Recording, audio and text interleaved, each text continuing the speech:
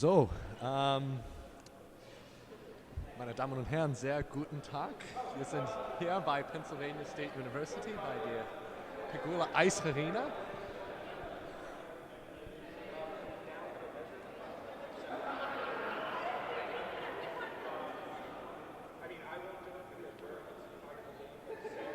Folks, welcome to the Penn State Happy Valley, inaugural Happy Valley Bonspiel. My name is Brian Lee. I'm here with Will Trimble from RIT. I'm with the Princeton team.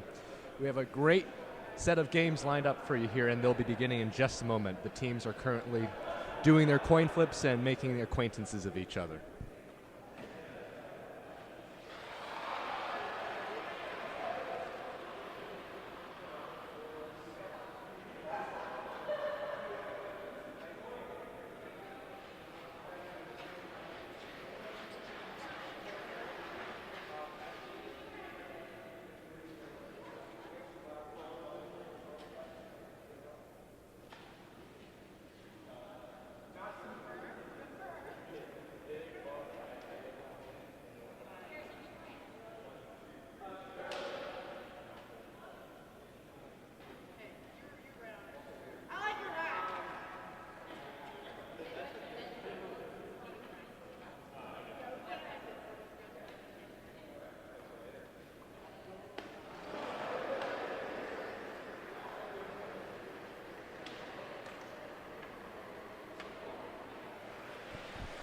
Brendan Polo from Cornell taking a practice slide there, followed by his colleagues from Penn State and RPI.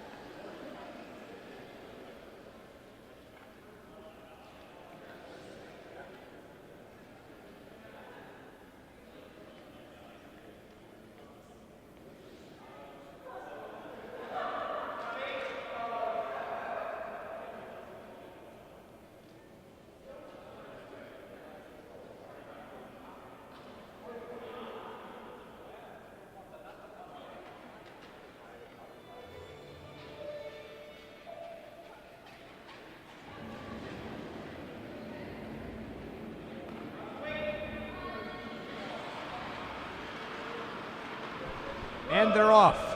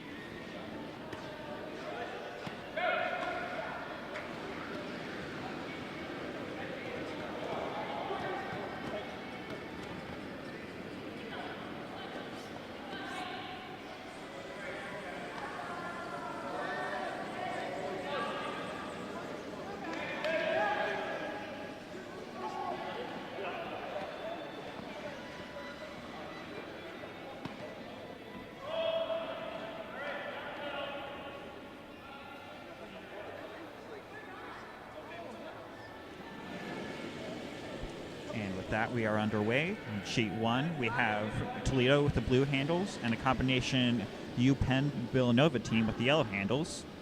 Sheet 2, we have Navy 2 with the blue handles and Penn State 2 with the yellow handles. And on sheet 3, we have RPI blue and Cornell yellow. You got that right, Will. Well, what a great game we have going on, all three of them. On sheet 1, we have both Joe Sullivan, Will Downey, and Sophie Legler, longtime fan favorites on the college curling circuit. Really light.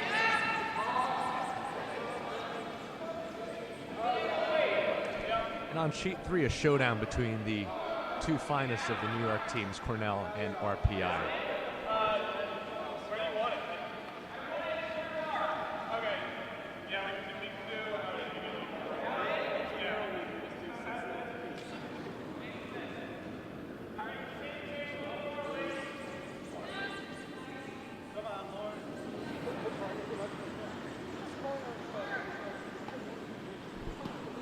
Beautiful delivery form from the RPI team on sheet 3, but will it go far enough? Unfortunately not.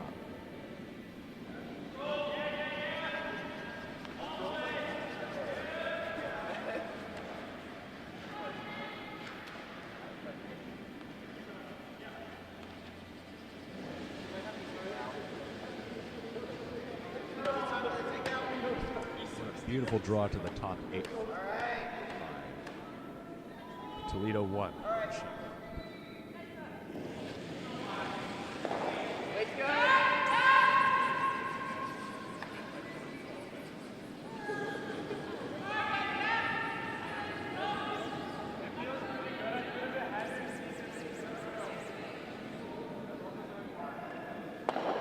Oh my goodness!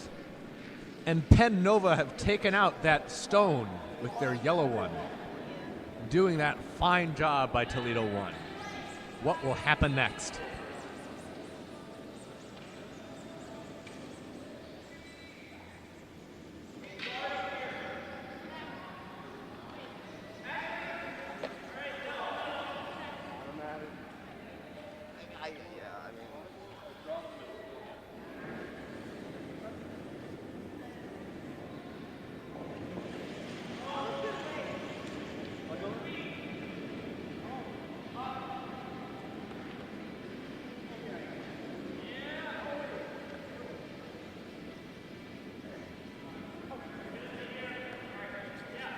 Let us see on sheet 3 whether or not Cornell will be able to hit out that loose stone sitting right on the button. Skip seems happy with it. Or with it. Doesn't need to be too heavy. Oh, just a hair too far.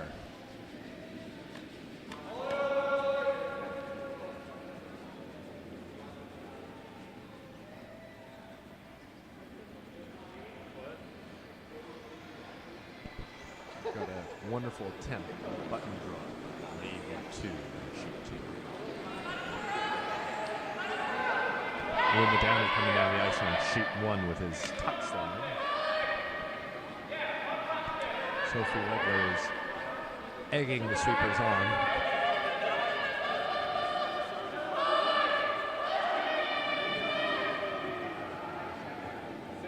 Looks like it was just short of the hog line, unfortunately.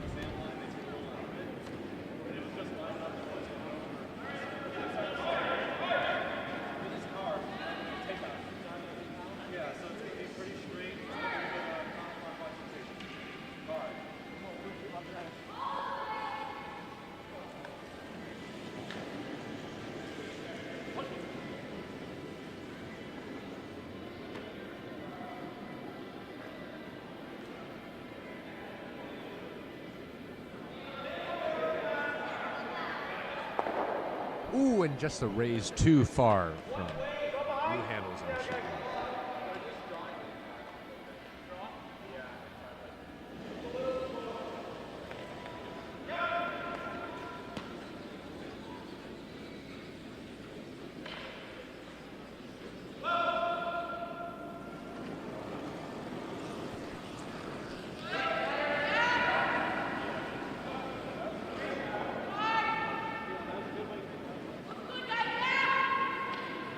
Oh my goodness, and something's fallen off.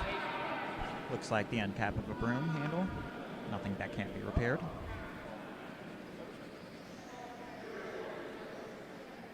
Talk about losing the handle, am I right? I can see all of it. Yeah. Okay. Do you think we can get it with the line? All right.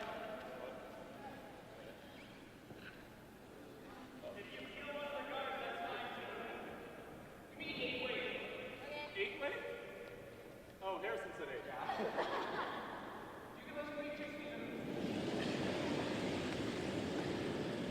And beautiful form from that Toledo player. Let's see what they want to do with that. Looks as though they want to take out the yellow sitting in the top 8 there. You can tell from this angle, but it was just a slight bit narrow, but a valiant effort nonetheless. We're on sheet 3, a very nice promote.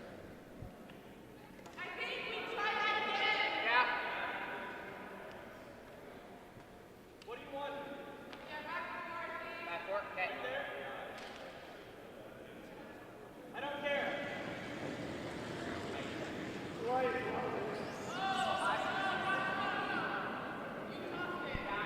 Vice Joe Sullivan has just thrown his first stone on sheet 1 for Penn Nova.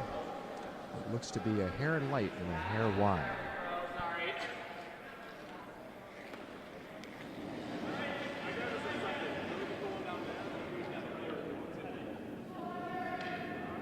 Same thing.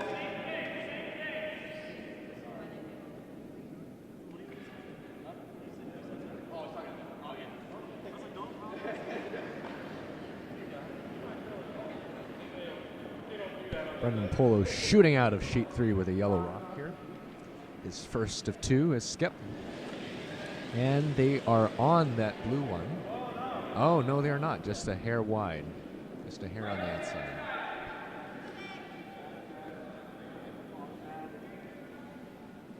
Slightly slower paced blue handle on sheet 1. Taps the yellow one, and looks like it'll just about send it out. That will do the trick, yep. Draw or hit? Yeah. Yeah. I can play the hit. Hit. Yeah.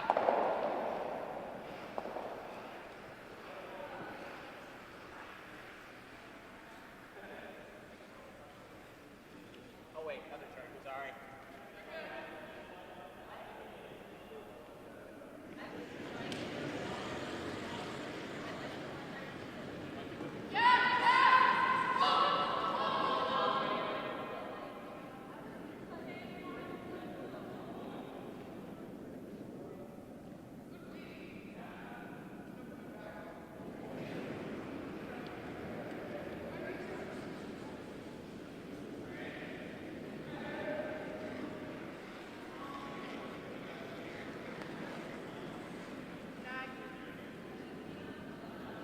You know, I'm not sure if you've noticed this, but though the ice is very well prepared, it does seem as though the entire arena is on a slight incline, and that affects some rocks as it's moving down. It just doesn't seem to curl back as much as it ought to. I just remember from playing this early morning draw on sheet 1, there's actually a Zamboni line down the center that we were essentially playing one-dimensional curling with. Very interesting sport to play. You know, they don't always mention it, but there's always a 5th player when it comes to curling, Will, and that's the ice. All right. We're going to try and throw it down the middle Zamboni line. And with just over 78 minutes left on the clock, it seems as though almost all sheets, I would correct myself, are now on their skips rocks. So, yeah, we want it to be like fighting the 8-foot circle.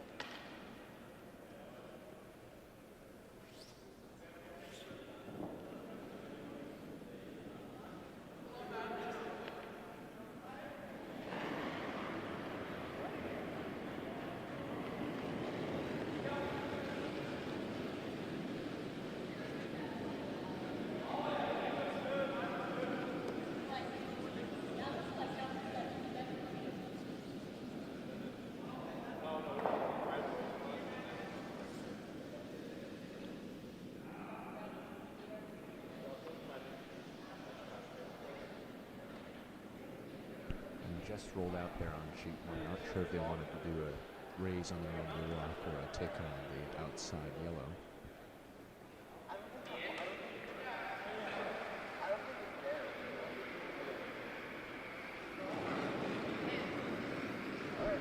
Penn State skip Harrison Cantor coming in with his distinctive tuck slide. Notice his back foot is in the air. A balancing act indeed for one who's arguably one of the most interesting and fun to talk to college curlers out there.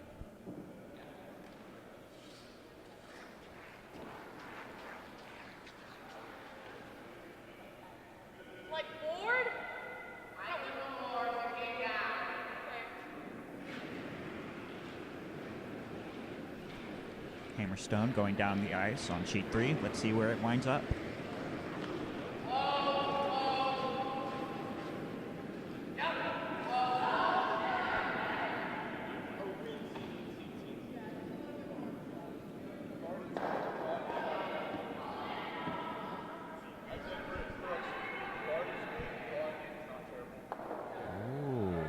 Do something. It's a hair wide, and the incline seems to prevent the stone from curling nearly as much from that side.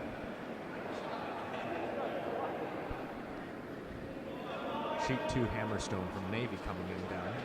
The house seems quite sparse, but we may be able to get the deuce if this lands just right.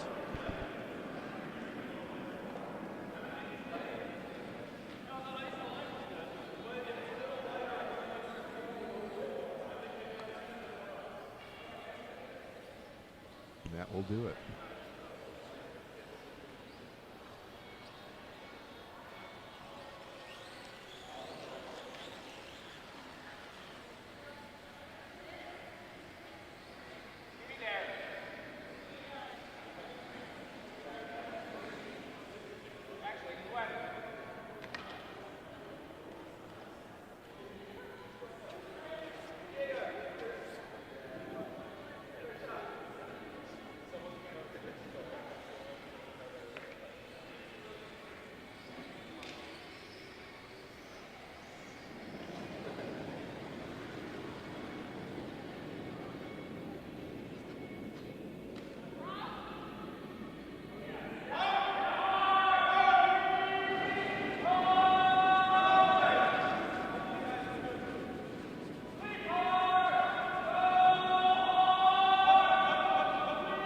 Final stone coming down the ice on sheet 2. Let's see if Penn State gets it where it wants it.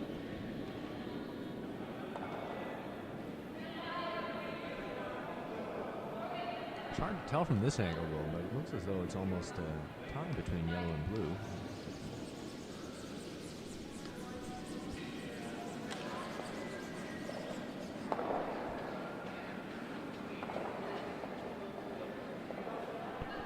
Sophie Legler prepares for her last rock. It seems as though they're looking to do a draw, it seems.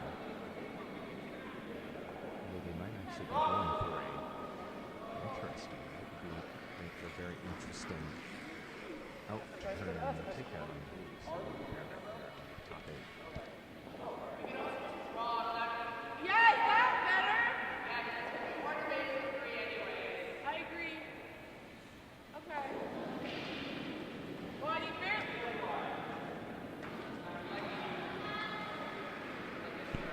So they're almost going for the 3.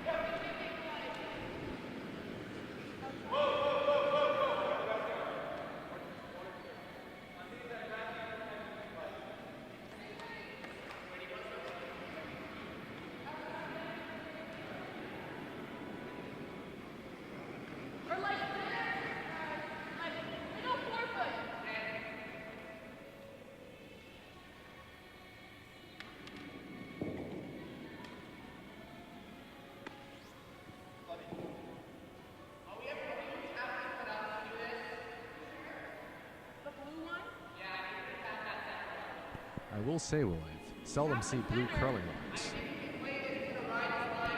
We have red and blue handles at our home club in Rochester. Is that right? Yeah. Oh. So we rent our stones from the GNCC and they give us yellow and green.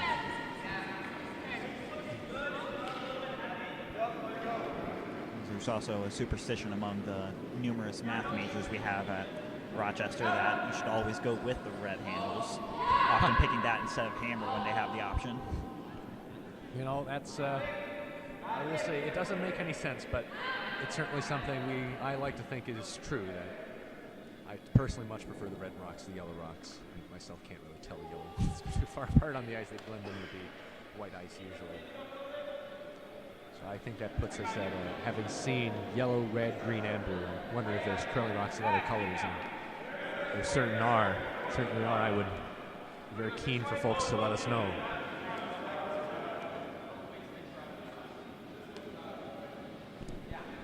Kelsey Becker, the MIT coach, writes to us saying, "Oh, McGee, the production quality, great job PSU, and indeed hats off to Penn State and their leadership team for putting together this fine spiel."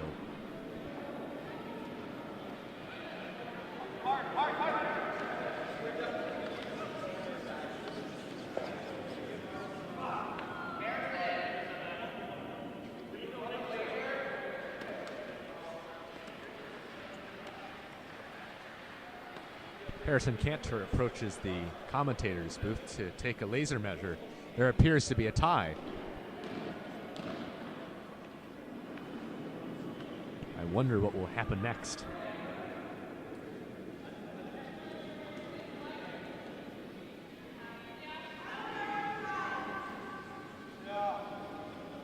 I, for one, much prefer the measuring stick to the laser, but to each their own.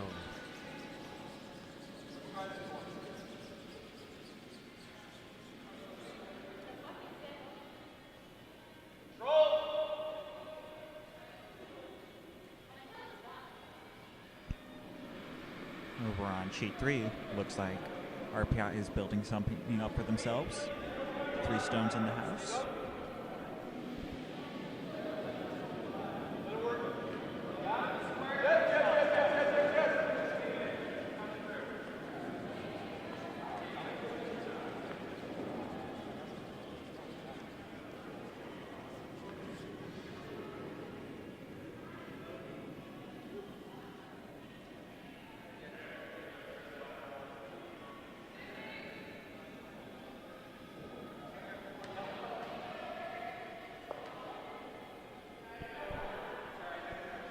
To not be any sort of consensus yet. Maybe that measure went to blue. We'll see in a moment.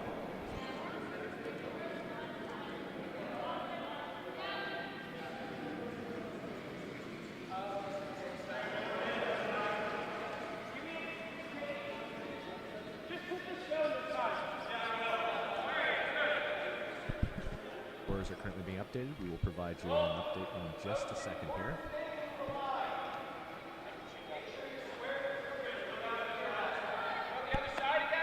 And at the conclusion of the first end, the scores are as follows. On sheet 1, yellow leads by 1. On sheet 2, blue leads by 2. And on sheet 3, 2 not, with blue leading by 2.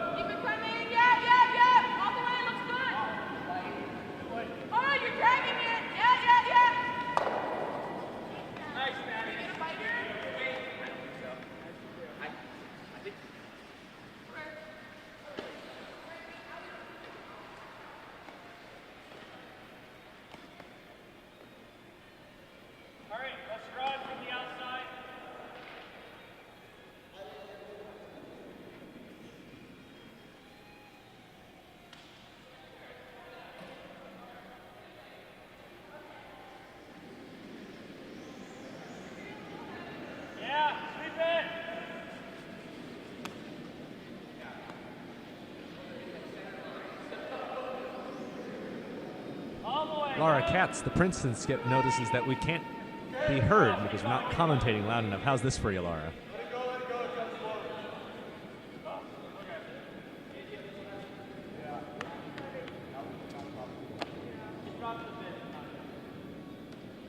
I don't think so, Evan. I, for one, like the joy of the music that they're playing, being whimsically a part of Penn State's team, even though I'm actually from RIT. RIT decided to get a whole bunch of Penn State merch from our local stores, much to the confusion of Penn State when they discovered they had a third team playing. Oh my goodness, and a fine job by the Penn Nova team on sweeping their Yellow Rock to the top 8. All the way in. That's coming from this side.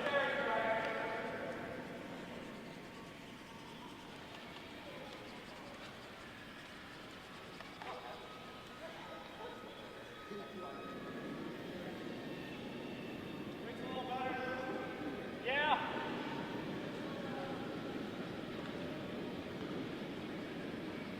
Yep, yeah, hard. Cornell on sheet 3, looking to clear some rocks from the house.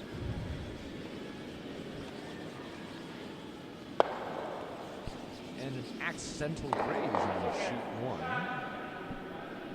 by Toledo, giving now Penn Nova 2 in the house. 1 on the top 8, 1 on the top 10. They hope to draw behind that now. Okay, and if you're light, we'll guard.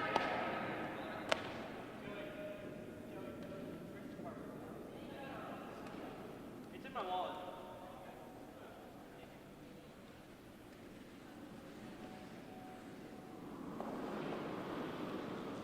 And in comes Will Madowney. Hey, gotta hold the line, Joe. Yeah. Sweeping hard all the way through. Yeah. I'm on the guard. Okay.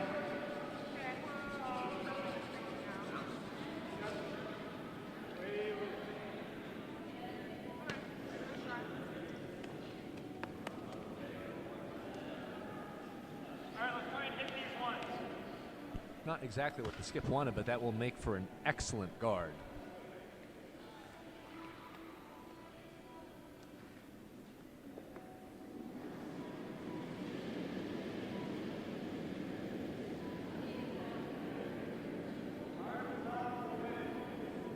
Yeah.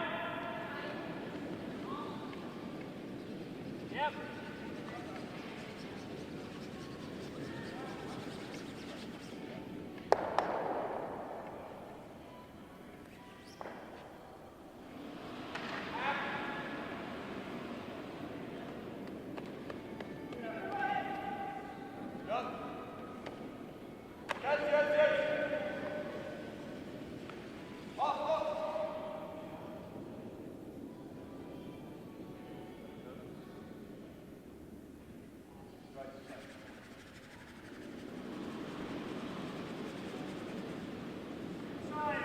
Yeah, really inside. Okay. Navy just pulled off a beautiful draw to the top of the forefoot on sheet 2. Yeah. I don't know what to do with second line. Whoa. Say, Will, on sheet 3 there, does it look like Full, but not too much. RPI is sitting 1 or 2? Well, Cornell's now sitting 1. Makes it tougher.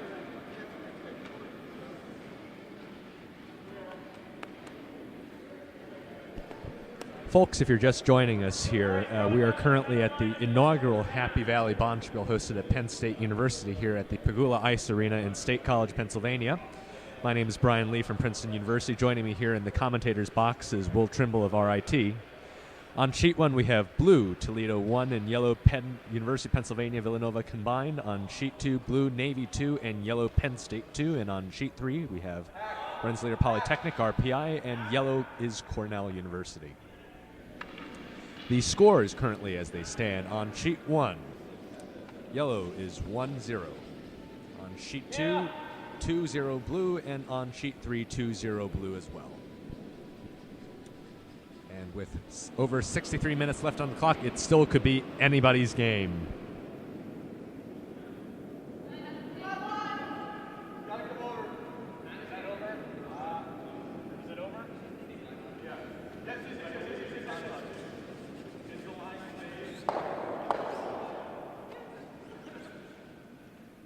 You want to try the cord? Yeah. And if we plug it, that's fine.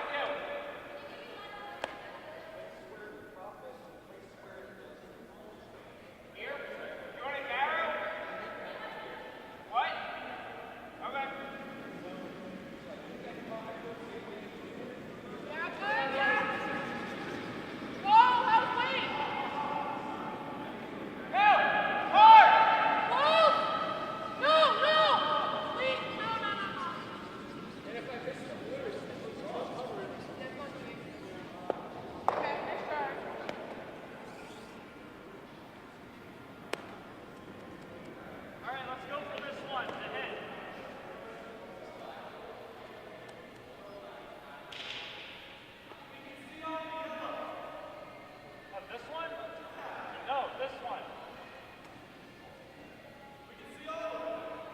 gonna hit this one.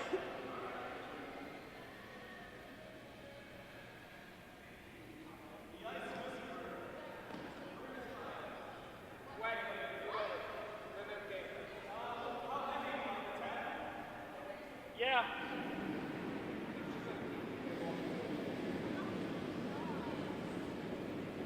Yeah. Hard. Keep sweeping hard, yeah. Trying to sort out the mic issue here.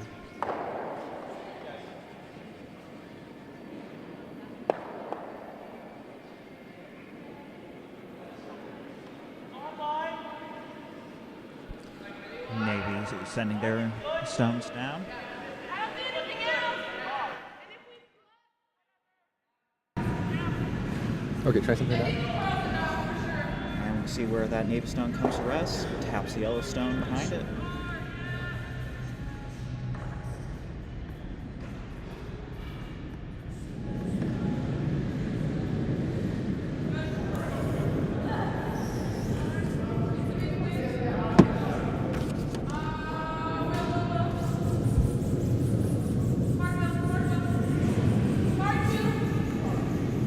It's quite the packed house on sheet 3 over there. But it seems as though yellow Cornell is just eking out by a little bit over. Let's see if RPI can change the scoreboard now with their blue rock coming in.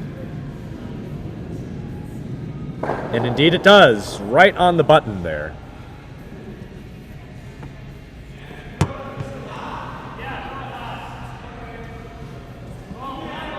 Gives Cornell an obvious target. See if they can hit it.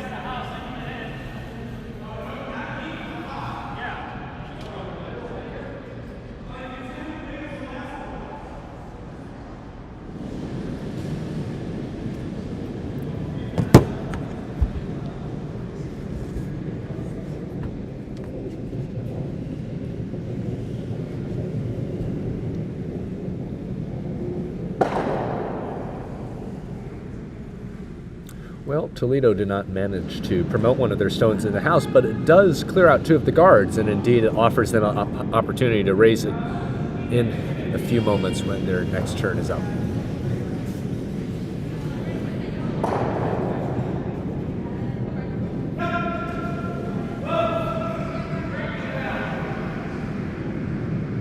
Ooh. Looks like Cornell was able to replace a stone. Looks as though they're currently sitting 3 with their 3 stones all sitting in front of the tee line.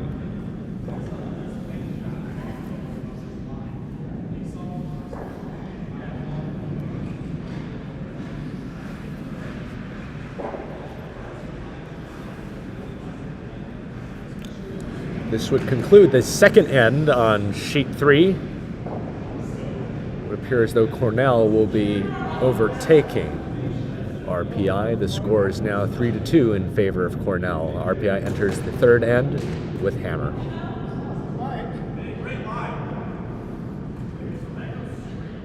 Meanwhile, on sheet 1, it seems as though UPenn is currently sitting 2 over Toledo 1.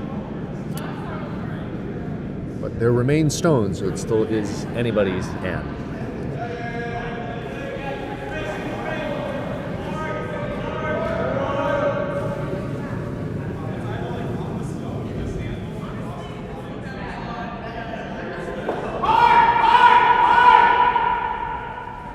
Well, somebody got very excited about that stone.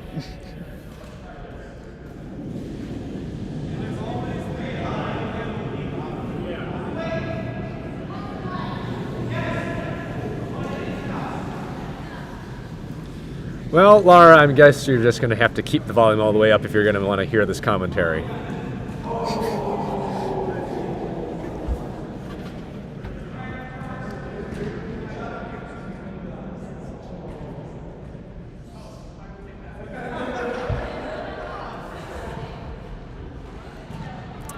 I'm busting Laura Katz's chops because she is my skip after all.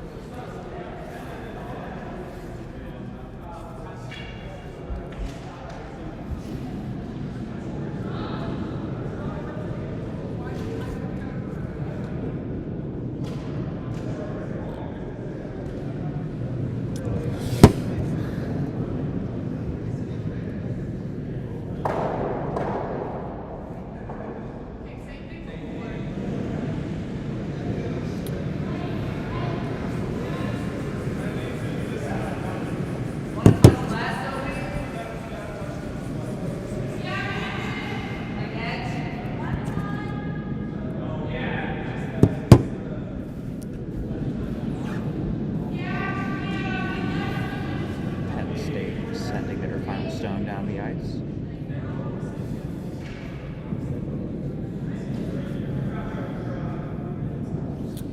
Seems just a touch light there.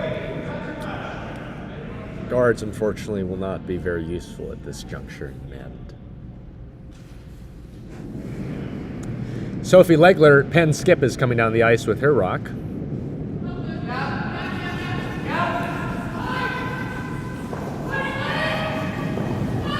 And they are going very hard, screaming from both sides, the skip and the vice. Will that be sufficient to raise? No, it will not, but they do have 2 points, and that will do just fine for Penn as they score 3 over Toledo 1 at the conclusion of the first end as of right now. Toledo has one more shot. Let's see if they can make it worthwhile.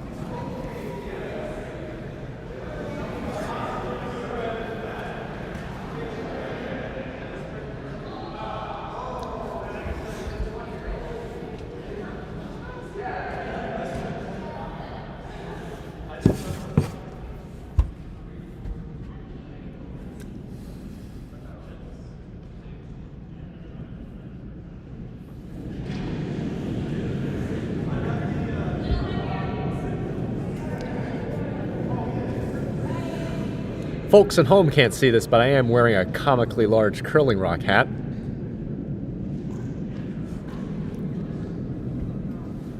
I, however, do get to see it, and it is delightful, Brian. Thank you very much, Will. You are a delight to work with, and I got it from Asham Curling Supplies. What a great supply of curling equipment they are. My goodness, their customer service cannot be beat. And here comes Toledo with their last rock. Let's see if they're going to be able to promote it. And it does not. But it may cut Penn down to 1, and no, it does not. Penn scores 2 at the bottom of the second end over Toledo 1. The score is now 3-0 on sheet 1.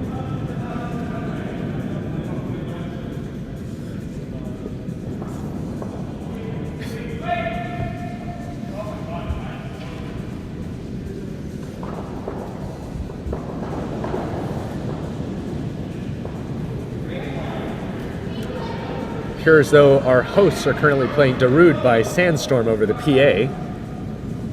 It's always an interesting mix of music when you're talking about college curlers.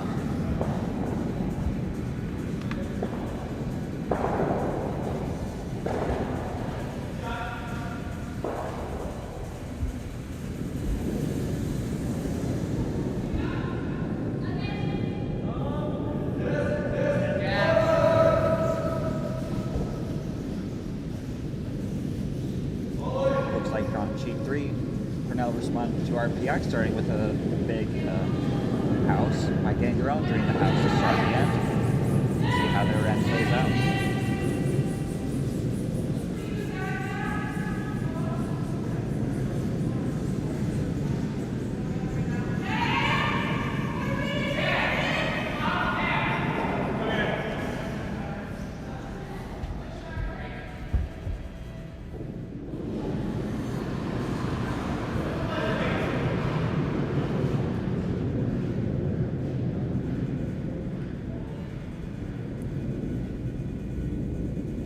It's getting hot in here. Wilmo Downey's taking off his outer layers.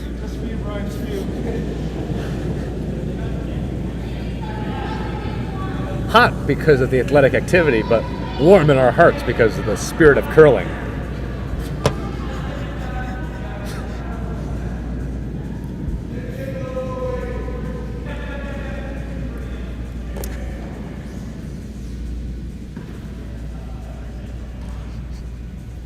Oh my goodness, and what a beautiful button draw that was from Toledo.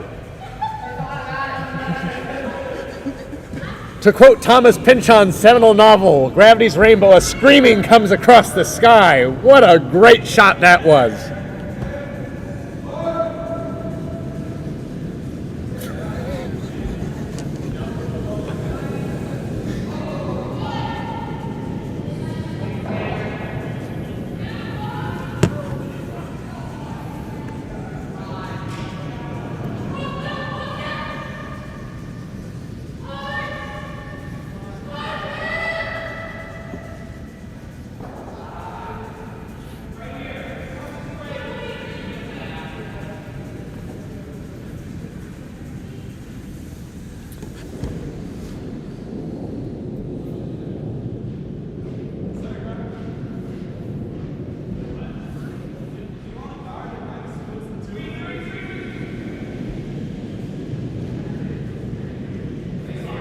You know, I suspect this is both the first and last time I'll ever be let near the commentator's booth, but I'm having a wonderful time.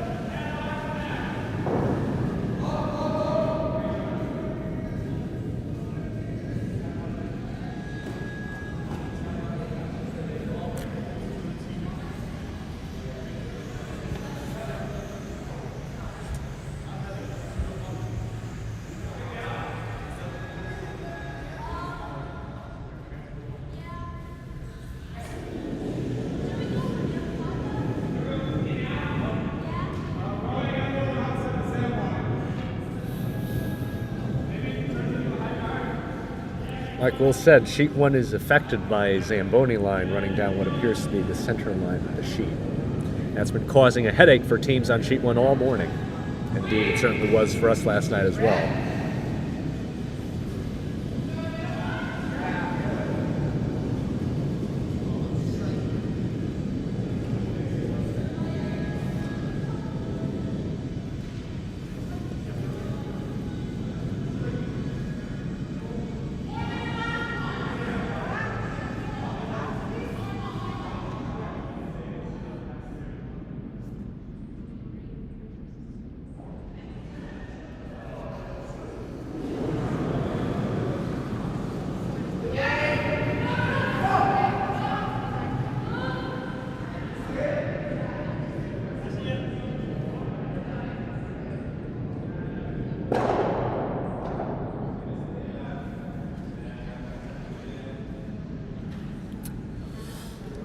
Seems though on sheet 1 they were trying to take out that blue stone on the button there. That certainly would be bugging me as well, but while they have missed, they've certainly opened up the guards a little bit, making a hit much more likely and feasible.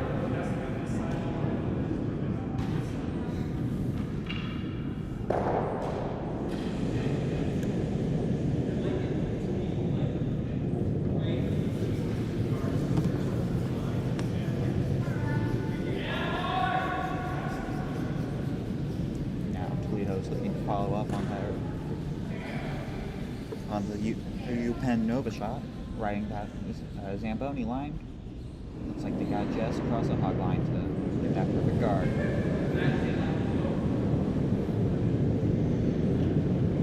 You know, in these cases, a high guard might actually be preferable to one that's just sitting at the top of the house.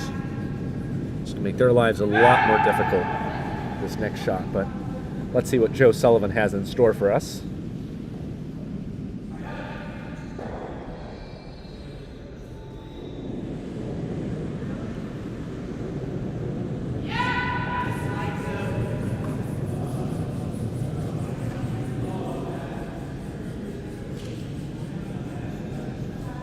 objective here may well to actually peel that blue guard, but we'll see. Well, hey, that will do the trick.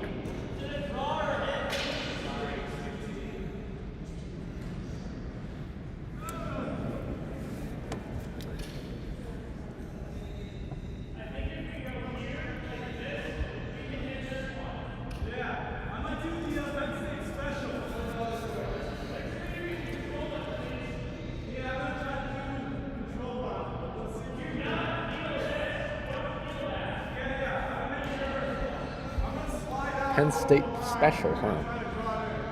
Looks like Toledo has one Penn State member among their ranks. Being a bit more familiar with this ice is showing them an interesting move where you try and throw the stone at an angle out of the hack, hoping to better deal with that Zamboni line. See how this tactic plays out. You know, one would suspect that you'd be dumping the handle in any other situation, but here it might actually pay off. Looks to be just a touch wide, though, but a valiant effort nonetheless.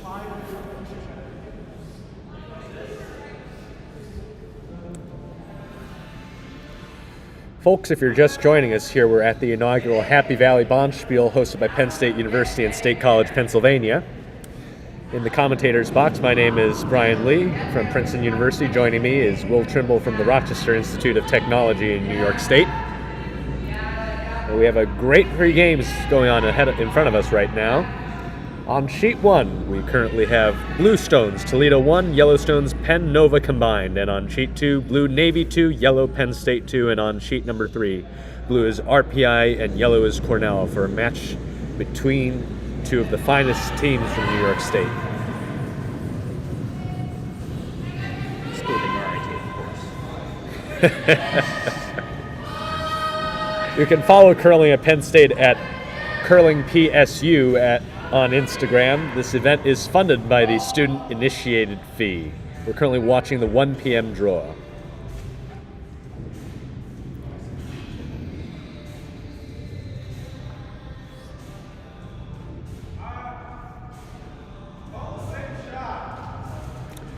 Over the PA system, they're playing Phil Collins in the air tonight.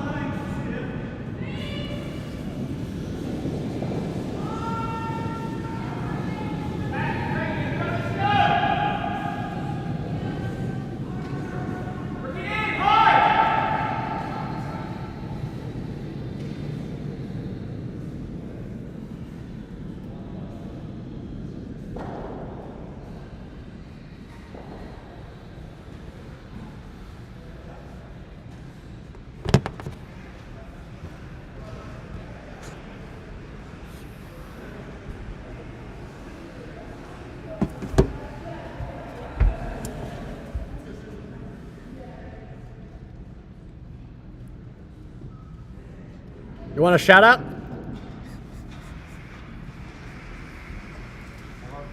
How's it going? Good. Oh, I also got those sneakers. You got what? I also got that same pair of sneakers. Oh. Yeah.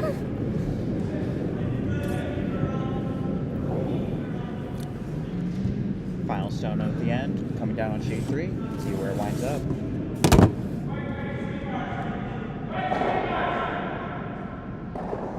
Oh, and an accidental promote. But it may just be biting. Hard to tell. Skips first rock on sheet number 1 from Penn Sophie Legler. Let's see what they have. Oh, boy. It did open things up a I bit. can have a third. If you want to play, if you want to be a part, I can make a third microphone. Thank you. I was going to work on my financial report. We have a special guest here in the commentator's box from Penn State University, their president, James Dumm. James, would you like to say something to the audience that we have right now? I'd love to. Hi, Evan Chapman. We will not be playing music ever again. I must remark at Harrison Cantor's very fascinating slide. It's a tuck slide, but he lifts his back leg off the ice. Harrison Cantor is a secondary education major at Penn State. He'll be pursuing a master's degree in political science at AU in Washington next year. We wish him all the best.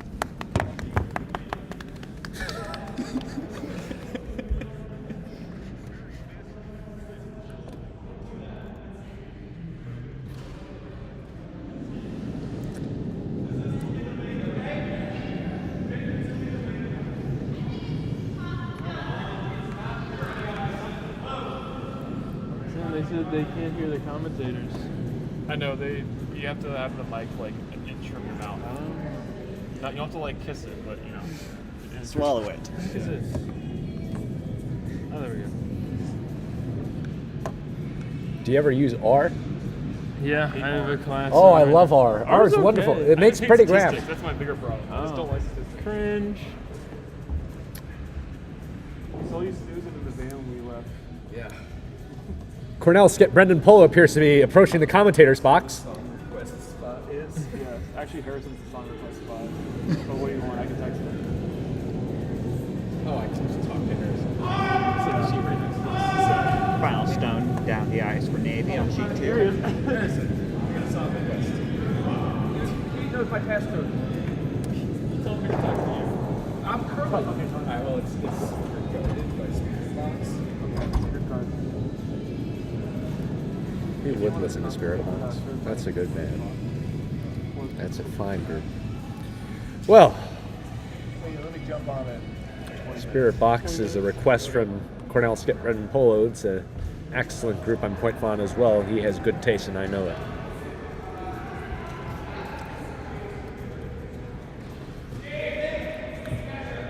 Okay. Requesting a measure on sheet 2. Penn President James Dunn takes to the ice with his laser measure.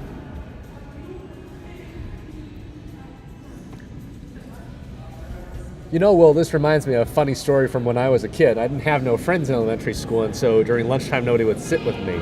So I'd sit at the peanut allergy table because they couldn't run away.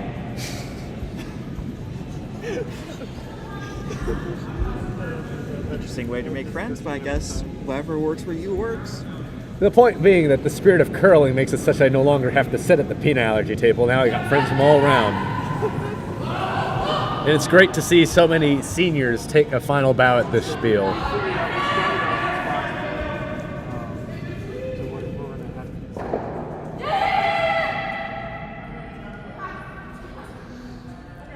Say that again. We're gonna figure out. We found a place, perhaps we can get pizza. Will I be allowed to commentate tomorrow or no? Absolutely, you can. This gives me an incentive to stay for the finals. You better.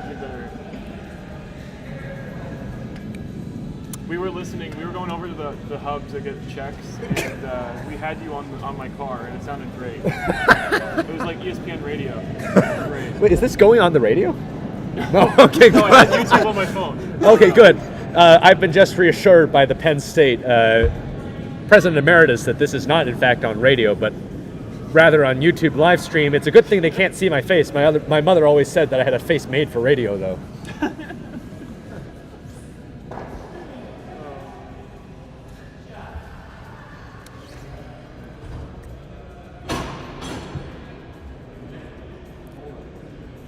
Is Harrison gonna get this back? It's awfully chilly out here. I bet they really got their coolant system running, which is a problem because then it's going to get away. You might need to remind him. Deep sigh from the side of the commentary booth.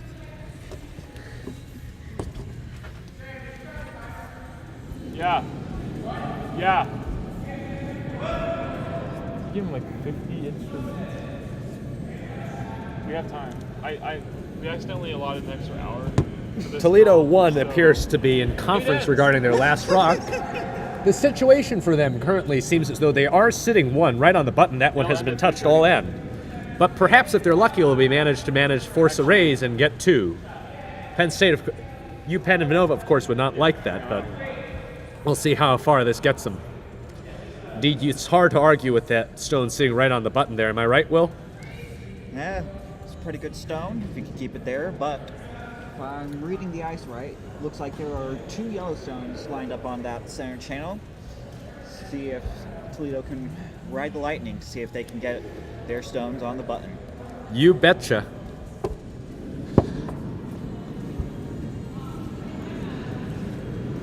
Are the scores updating okay? I think so. Okay, cool.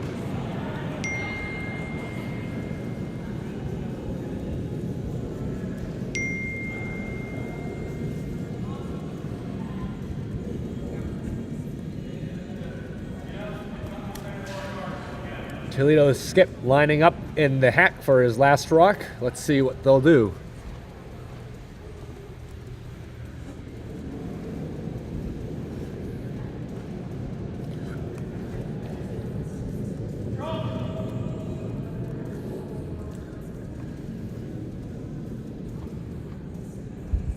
The rock is coming in.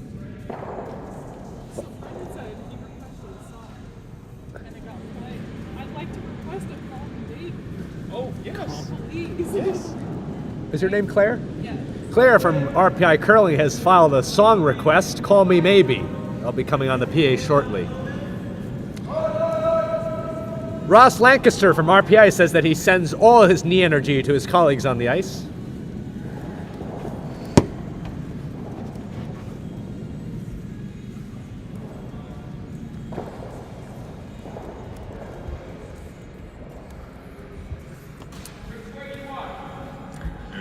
This concludes the third end on all sheets. Scores are currently updated. If you're just joining us here right now, here are the scores. At the bottom of the third end, there are 71 minutes left on the clock. On sheet number 1, Blue Toledo 1, 3 points, and Yellow, 1 point. Yellow Penn Nova combined is at 3 points. On sheet 1, the final score as of the end of the third end is 3-1 in favor of Penn Nova combined. On sheet 2, the score is tied 2-2 between Navy 2 and Penn State 2. I believe it is Navy 2 that has Hammer going into the fourth. And on sheet 3, the score is currently 4-2 in favor of Cornell.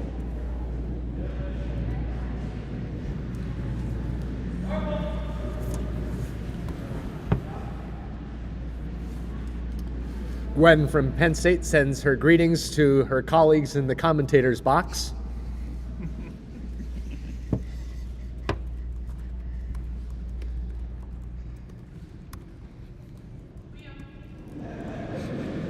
James Dunn, King of Curling. Are you with Penn State? Depends on the day. Right now I'm curling for Toledo. Bit of a mercenary in the league. Dude, it's so surreal seeing like UPenn's story with the bird, you know, like it's just such a crossover. I just love that we did a giant sign. It's so fitting, isn't it? I'm gonna get another sub. You guys want any subs? I might upstairs. Yeah. I might come and get one. I can get one for you. Oh no, that's all right. Alright, come on.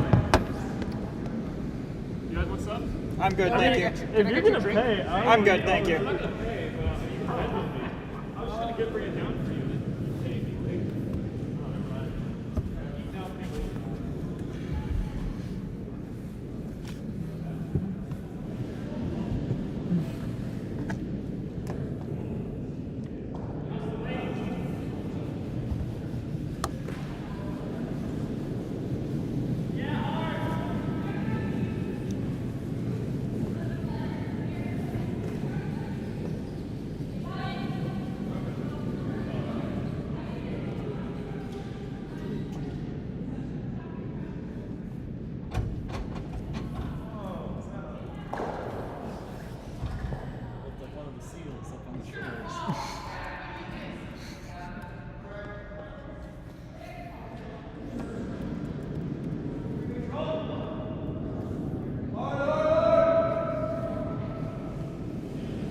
Navy sending zone down sheet 2 at a blistering pace, looking to knock out 2 of the Yellowstones. Only gets to 1, but still have an opportunity to get that other one they need it.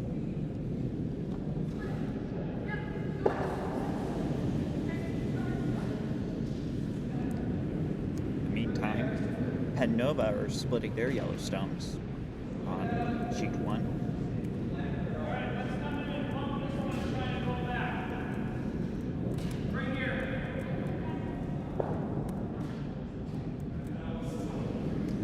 Then it looks like on sheet 3, Cornell narrowly avoided putting another log on that fire.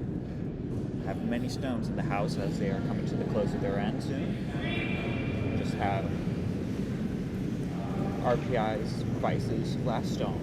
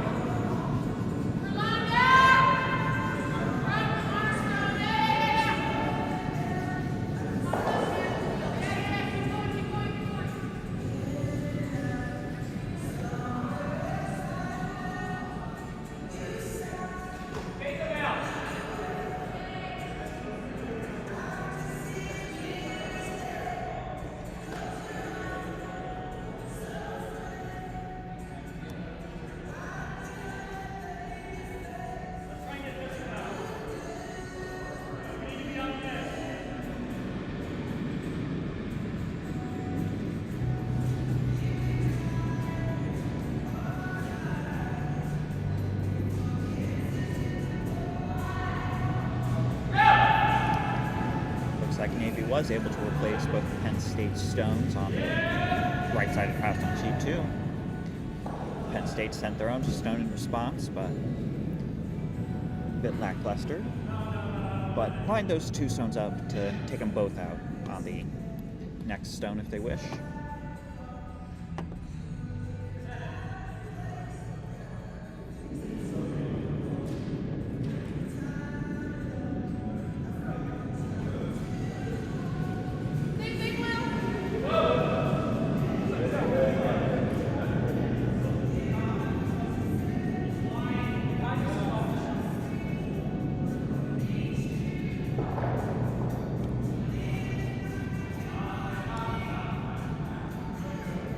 Cornell tapping a couple of RPI stones closer to the center of the house. Still not as close as Cornell's closest stone, but plenty of stones in play for both teams.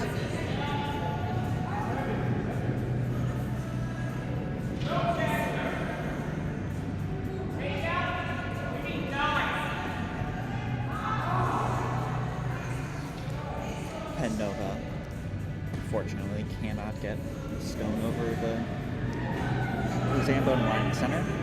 Wants the stone to pick the side. It's very hard for it to pick the other.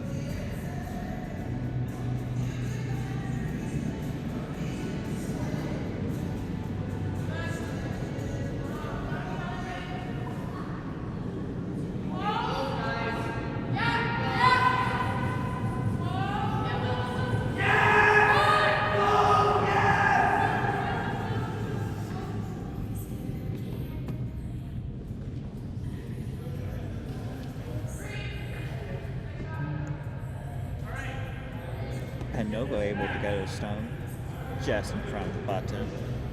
It seems like exactly what they wanted with that shot.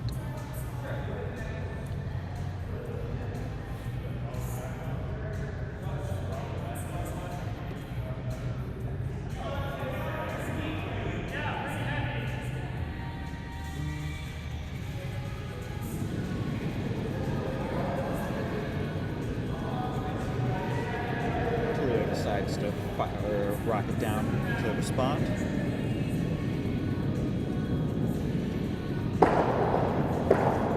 Is able to knock that stone off the button.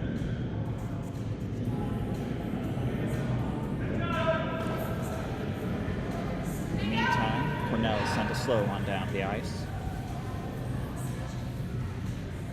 Looks like it's just going to add guard onto that mess of stones. See what RPI makes of it.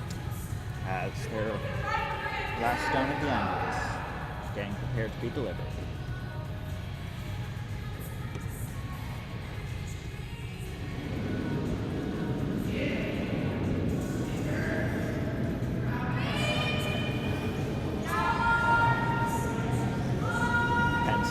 Seeing Toledo's strategy, decides to fire another stone down the ice on G2. Unfortunately misses all stones in the house.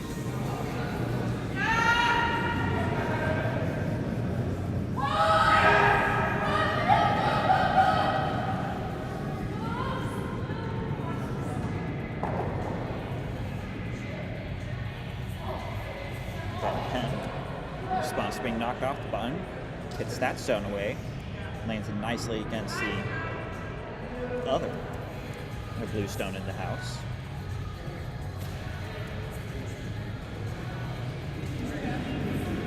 Now RPI sending their stone down.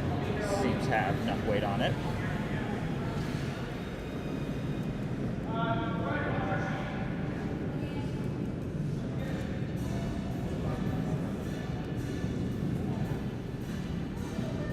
Is well wide of all stones in the house. Hard to see from this angle, but we'll see what score results from it.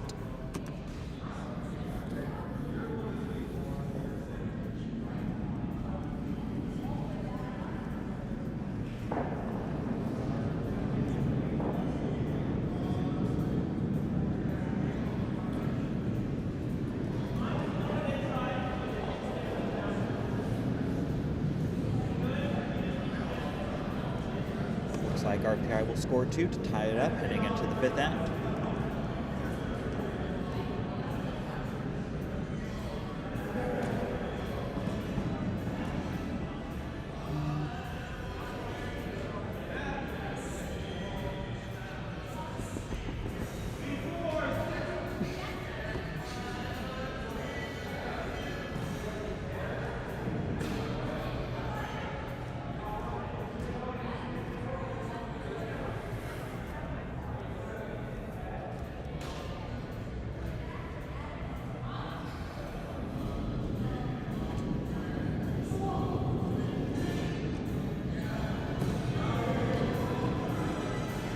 Toledo sending their final stone at the 4th end down the ice.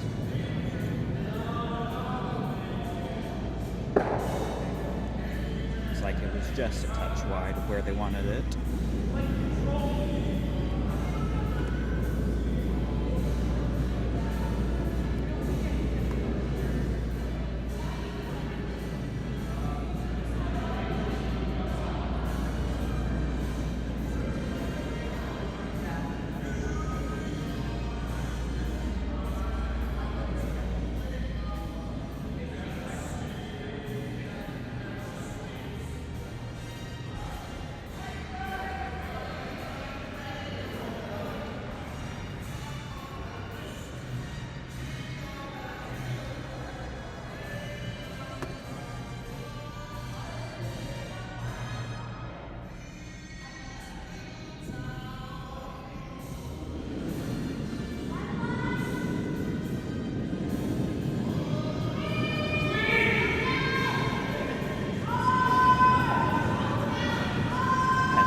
Sweeping hard with their last stone at the end. Looks like it unfortunately hit their own guard, but might be able to make something of it.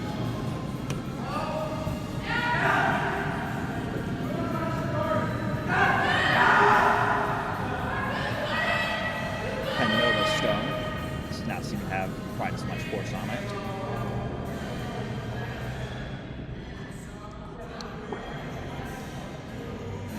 What's effectively another guard for them. So that leaves us with the hand of stones on both sheet 1 and 2. Let's see what happens with them.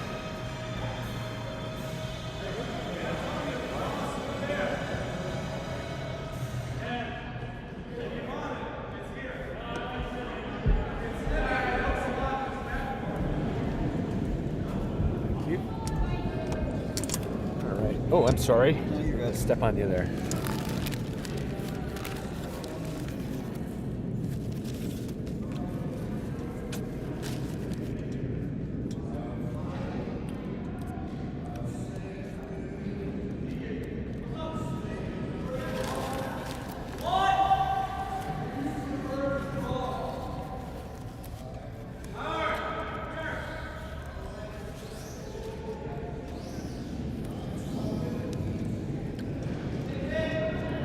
Skip calls an audible from the other end of the ice. Last time.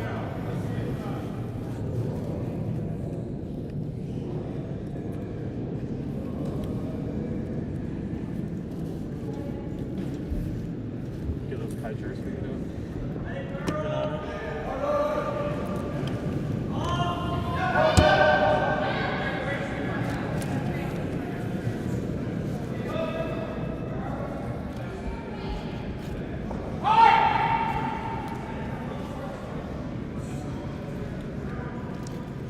Navy's able to tap Yellowstone off, leaving theirs still in the house. Looks like they'll get a handful of points this end.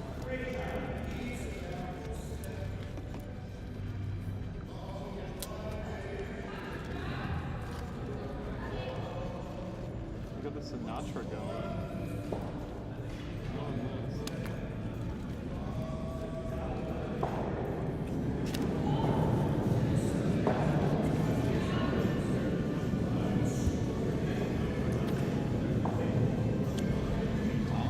Looks like Nova is going to do the age-old college curling strategy. Just leap the stone down the ice. Deciding if they like the line or not.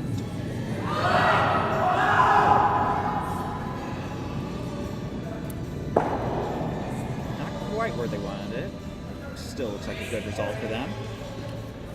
Looks like they'll get 3 this end, give them a nice lead going into the 5th.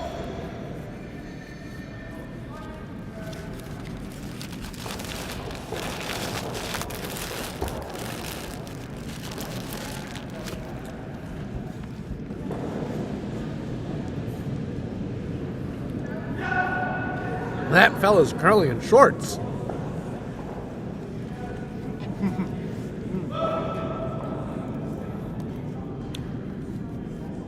No, Lorelli from RPI is the only one I've seen curl in shorts in college, but seems as though that he started a trend. I appreciate nonconformity. I have a great respect for the people who buck the status quo.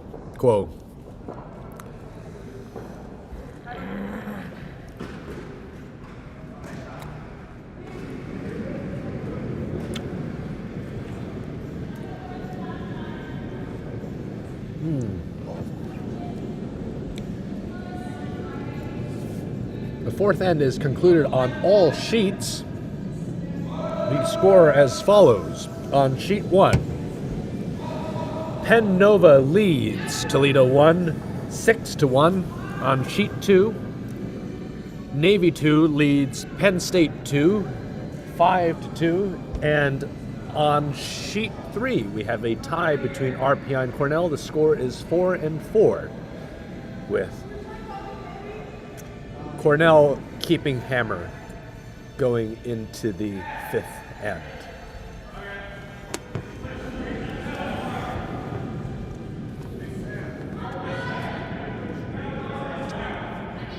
What? Stranger what? Strangers like me? Okay.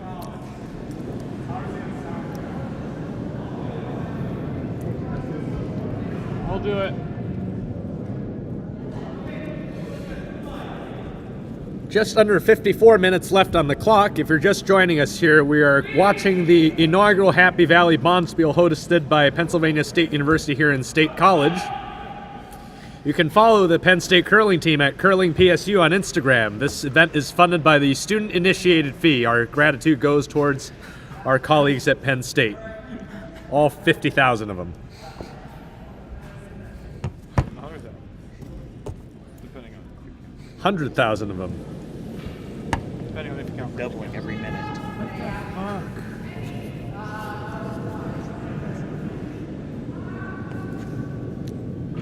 We are currently on the Pegula Ice Arena on the community arena. As you can see, there are 4 sheets painted actually into the ice itself. Oh, what a treat this is, because you know at Princeton what we do is we walk around with a Sharpie marker and we draw the houses with a stick, and if we run out of ink we just draw the 12-foot in the button. But no, these are real houses, and they even got a laser measure. They fashioned scoreboards out of some plywood and what appears to be a TV stand. It is. But you wouldn't be able to tell now, would you? Yeah. The Navy team has requested Call Me Maybe, which will be playing over the public address system shortly.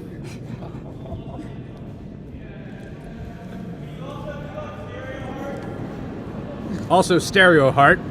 Can you write these down?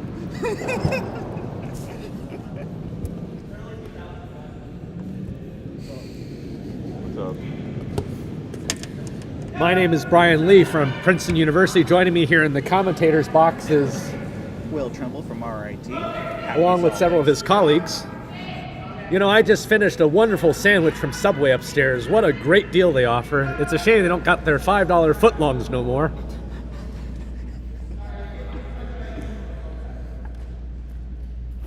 Sam Futch, the president emeritus of Penn State, is eating what appears to be essentially a pizza and white bread. The boss. I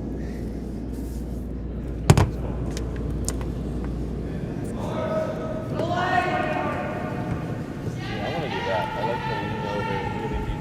I gotta try that. I got the flexi for it. When are we bringing out the inflatable T-Rex costume? That's Harrison. Would any of you like to wear the hat? I'm chilling. You're good. Yeah, I think it fits you well. Not far enough, but sits nicely on the top 12 there on sheet 1, their yellow rock.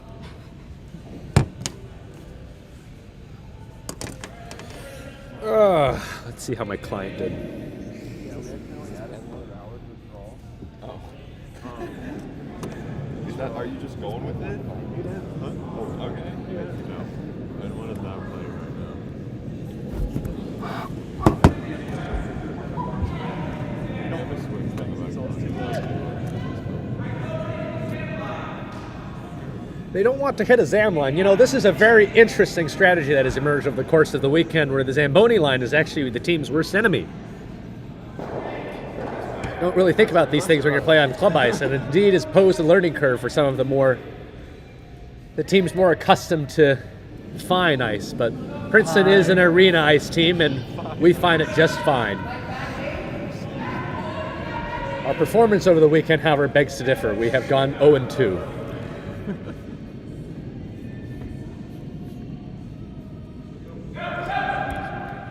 I was just gonna say, is this Weezer?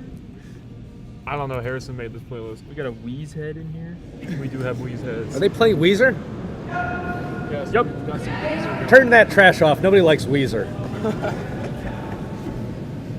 to say that one isn't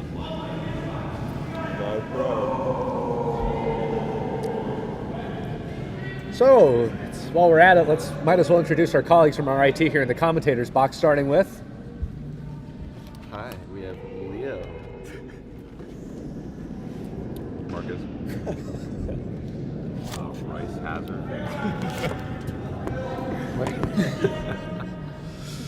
What was the second song? Stereo Heart. Stereo Heart. Can you read my handwriting? That just you just drew waves. Right there. Stereo Heart. Because they are shoes that you made in A-R-T. C-A-R-T. E This is H why I'm required to type everything. O S T E R E O. Squiggle, squiggle, squiggle. Can you read this handwriting? Close enough. I don't know if there's both an R and an N in Cornell. There is. Here's an R and then there's an N. Okay, if you say so. Is there something you want me to write that I could show you that how I write? No, Rochester I know is- how you write. Squiggle, squiggle, squiggle line. Where's the I in Rochester? No, that's an S. That's an S, see? Oh, you just lifted the pen for some reason in the middle of the character. Yeah. See, Rochester, you can read this. Yeah, I know how my university's name is spelled. I heard you got rid of the periods. What is it? It's always RIT, and you're supposed to have dots between the R and the I and the I and the T, but they got rid of those because they But paid not- someone too much money. But not the after the T. No, it's just between the. That doesn't make any sense. That might have been why they removed them. We're still upset about it, though. I cannot afford to buy the real ones. And also, if I bought $700 shoes, I would not destroy them because they're only shoes. Maybe Although Pierce Matt is Nicholson leaving does to that. get their stone over the hot line. I don't know if he makes them, but he gets them made.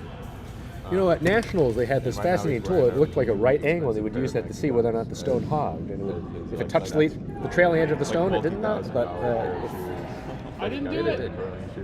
I didn't do it. He's done a lot of he's done basketball shoes Had a lot of before, fun he's equipment done- at Nationals. yeah. I think our team was able to get most of the equipment out of one end by a matter of chance.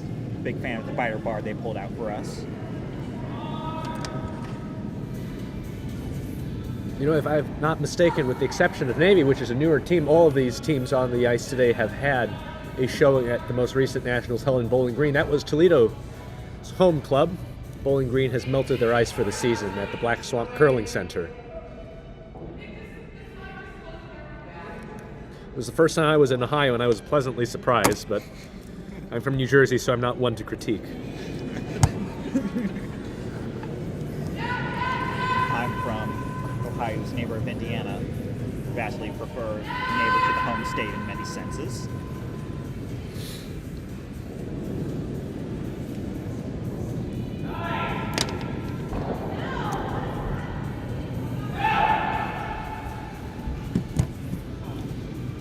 So what are you all studying in school?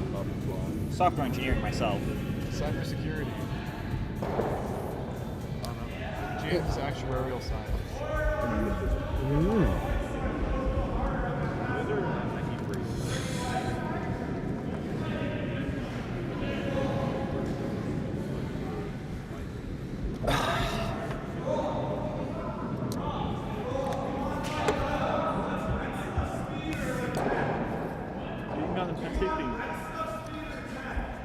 The Pagula Ice Arena is brought to you by several generous local sponsors. The Inter-Brotherhood of Electrical Workers, Local Number 5. Support your local union at ibew5.org. By Ciocha Dealerships. Experience the difference. Penn State Health, one of the finest health systems in the state of Pennsylvania. Penn State Bookstore, Highmark Insurance, Stahl, Schaefer Engineering, and Utz Chips. Taste the difference indeed with icebreakers, Weiss Markets, and I can't read that, but something with an M and potato chips. Penn State is a member of the Big Ten Plus Conference. They are also sponsored by Pepsi Cola. Big Ten, and Big Ten Plus is the streaming service. Penn State is sponsored, I apologize, by Big Ten. Big Ten Plus is their streaming service. Sponsored by a conference, of course. It'd be funny if there was a Big Ten Plus and then like a Big Ten. We were just in the plus and we weren't in the actual. Pepsi just signed a deal with us for 10 more years. Pepsi recently signed a deal with Penn State for 10 more years. 4 more years. And now we have our Cornell on sheet 3 sending the final stone of the fifth end. Can we see that money? Yeah. Oh, no, I don't They know. appear to want to have a partner to join that one stone they have sitting on the button in the house. Let's see if they manage. It is coming in just a shy bit slow, and indeed there's quite a number of guards blocking the way, but they may be able to force a raise. Taps blue one. But that will do just fine for them. They have what appears to be, looks to be 4 actually, if I'm not mistaken. Look that way myself. Will setting up the instant replay there. You do not have instant replay. I could just poke buttons to transition between the main feed and... Oh, I messed this up. Sophie Legler from UPenn has just put in a stone and it bumped it right onto the button there. Oh my God. That's a lot of stones in that. That's an awful lot. Do we have a snowman? How many is that, Will? Can you count them up for me? Because I don't know how to count past 4. Well, actually, it appears to only be... Well, that's odd because they do have a blue stone in there that might be sitting, but they could be sitting 1. It's hard to tell at this point. Sophie Legler has 1 stone left. Toledo 1 has 2 stones left. Let's see what they can do with them.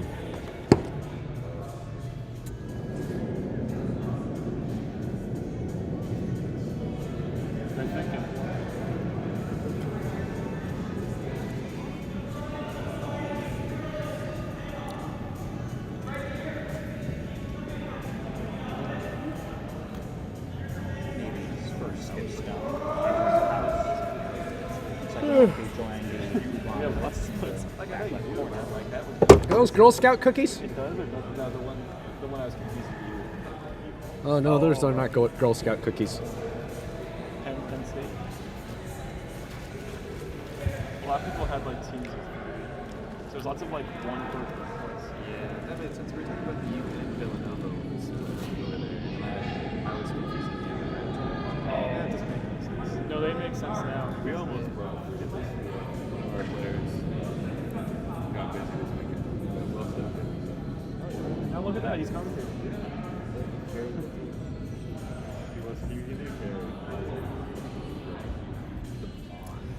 Never again will I be permitted in the commentator's box. No, I think you are required to spend the you rest are of your required. time. Excellent. So I'm going to drag him out of bed at 9 tomorrow.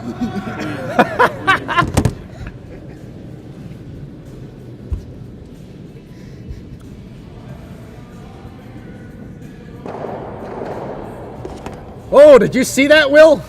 Tell the good people at home what happened. Got a good old Zamboni line, making a excellent way to send a fast stone down the ice without having to worry too much about accuracy. Bumped a lot of stones. Looks like there's still plenty of yellow stones there. Let's see if they can get 1 more in before Toledo sends their final blue stone at the end. You know, it seems as though at least they're sitting 4 right now. If they can get 5, Toledo is going to be having a hard time to get anyone in there, actually. They're so occluded there around the house. I mean, they're all just circling around the 4-foot circle there. And do not doubt the ability of Toledo to ride that Zamboni line and send havoc into there with a high-speed stone. Let's see what they're strategy. Coming in with a modest draw weight.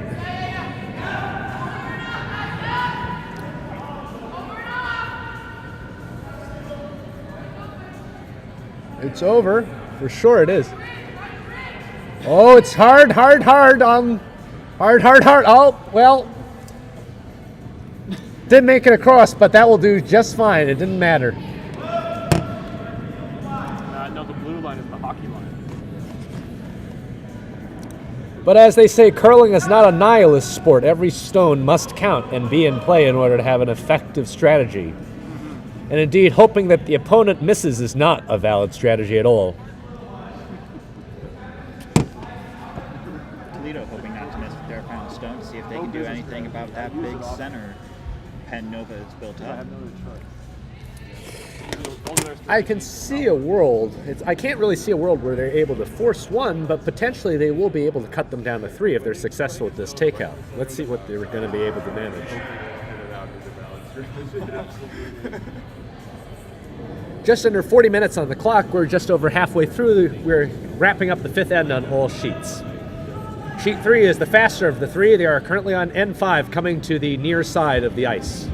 Actually looks like they are on N6, got a good score in Oh my fifth goodness, end. they're fast.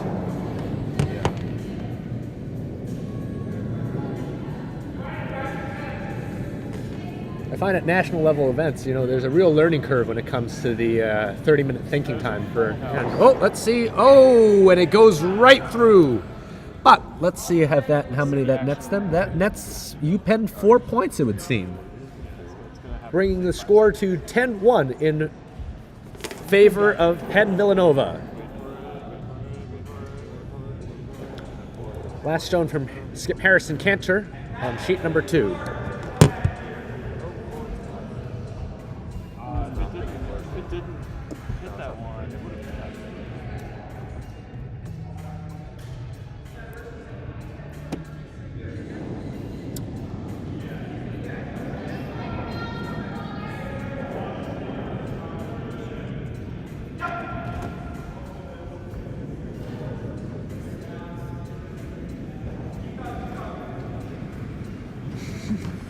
Big N, says Brimfitters, the official outfitters of the Penn State curling team, indeed.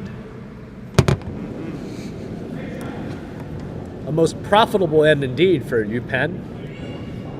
Gives them the luxury of switching to a much more hit-centric game.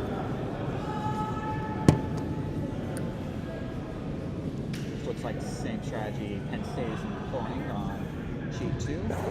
Hitting the stone, see where that lines up. Can't tell, is that blue or yellow? I think it's blue. And if anything, at least, at most one team is going to get 1 point. Are you ready for your interview? That's what we're called. Yeah. Would you like to fan from Brimfitters on your stream? Oh, we have a wonderful special guest from Brimfitters, the official outfitters of the Penn State curling team. Would you like to introduce yourself, sir? You get some. And a cool headset. Yes. You can get the headset if you want. Maybe I gotta turn this on. There's a switch. Yep. Up is on. So I gotta. Up is on.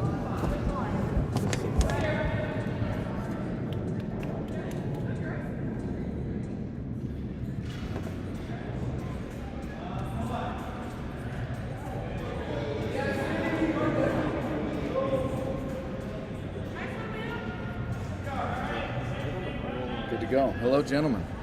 Hello. Well, it's great to have you here.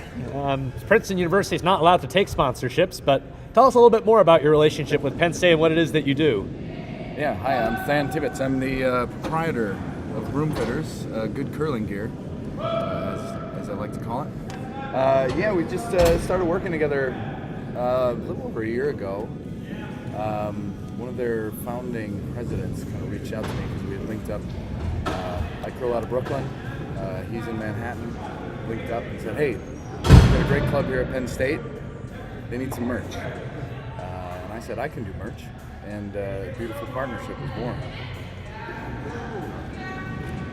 It looks like RIT is getting a similar merch plan in the works. Yeah, we're working on it.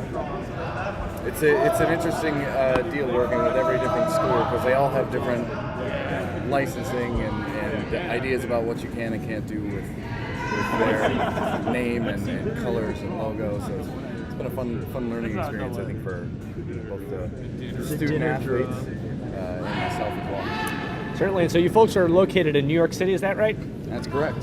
And what would you say? Which one's your home club? I curl at a Brooklyn Lakeside Curling Club.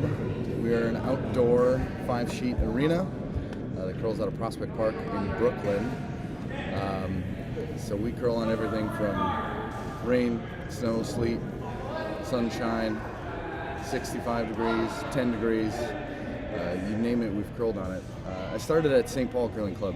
It's one of the granddaddy clubs in the U.S. curling scene, and when I moved out to New York, I saw the Brooklyn Club. I just needed some gear, needed some stuff, so I just started hauling stuff up in duffel bags. I started selling it. Basically, right off the subway into my bag and off to the folks there. And since then, it's just kind of bloomed. Not out of control, but we're at a healthy clip, adding different club shops. Penn State being the first, but we're working with Brooklyn, Ardsley Curling Club out of Ardsley, Peachtree Curling Association. Well, those are down in Georgia. Yeah. One of our club team members is from Georgia, and he curls out of Peachtree. Signed on Buffalo, so that's some of your neighbors up here. Work with Team Strauss, who's one of the women's national teams, and it's just been fun. Like, you know, I do it mainly because I wanted stuff that I wanted to wear, right? Like I wanted a shirt that I wanted to wear, and you know, there's not a lot of other cool curling merch out there that I just wear day to day. I must say, it all looks excellent, and I'm certainly hoping that Princeton will be able to work with you guys. Hopefully we work out something that the university will approve. You know, we got Tommy Lenzer from Minnesota. You said you curled out of St. Paul, right? Is that near Minneapolis? Or? It's right next door. That's why they call them the Twin Cities. Yeah, they got him because I believe the Minnesota team curls out of the Gophers curl out of the Four Seasons Club, and I think on the north side of the city. Tommy Lenzer is one of their fine players. We actually had the privilege of playing against him at Nationals, and what a fine team Minnesota is. I doubt it. I'm probably much older than Tommy, unless he's super senior. Well, you know, it's great to see that folks from the Midwest are watching along in the chat. We don't usually get the treat of being able to play against them. You know, it's mostly the East Coast circuit that plays against each other. Well, we got to get your airplane budgets. You know, the boards, the regents across this country need to get their act together and get travel budgets appropriated for curling clubs. Well, that's the thing, right? It's hard to sometimes point out to them that this is a legitimate sport, that this is a sport of mind and body. And some people just think this is some kind of glorified shuffleboard, but when they try it out themselves, they find themselves to be looking rather foolish. Yeah, so how many folks you got at your program right now? So at Princeton, we have about 200 people on the listserv. I think those who have regularly competed, I think we have about a dozen. And at any given time, we manage to field anywhere between 1.5, or 2 teams to tournaments. How about you, Will, down at RIT? At RIT, we have about 2 dozen people who show up, curl for fun mainly, and then we can have a team or 2 go to Bonspiels. I love the competitive aspect and hope to share that insight with a lot of my club mates back at RIT. Well, Penn State is the largest one in the country. You know, they got people from all 4 years, even graduate students participating on them. James, how many people have you got on your team? We've got about 108 league members who curl out of Pagula every Sunday night, and we've got 15 to 20 travel members who go around the country. Oh boy, that's a big team. You know, curling clubs, one of the perennial problems they face on the college level is this matter of succession. You know, you have a curler who drags along a couple of folks, and it's hard to keep that pipeline running. Indeed, we see that sometimes with some of the teams. They'll peter out for a year or 2, then they'll come back. There's not really that much continuity. Yeah, and I think Penn State's done a great job of being kind of a model program here, and obviously they're becoming a fantastic Bonspiel for clubs in the region, and also just nice to see you all traveling down, getting together and making friends across the country. You know, I would have loved to have been, a traveling curling club team when I was in college. So then this is my way of at least getting close to it. I think the beautiful thing about college curling is there's a real spirit of amateurism in this sport, right? And we accept everybody and anybody that comes to our practice events, and indeed, those who have not curled before sometimes become the finest ones on the team. It's nothing but pure, raw, untapped talent. Absolutely. That's what we're sitting on. And there's just such I feel as though the collegiality on this level. And it's just great to get off campus every once in a while and see your buddies from other schools. God knows that sometimes you don't have enough time to do that.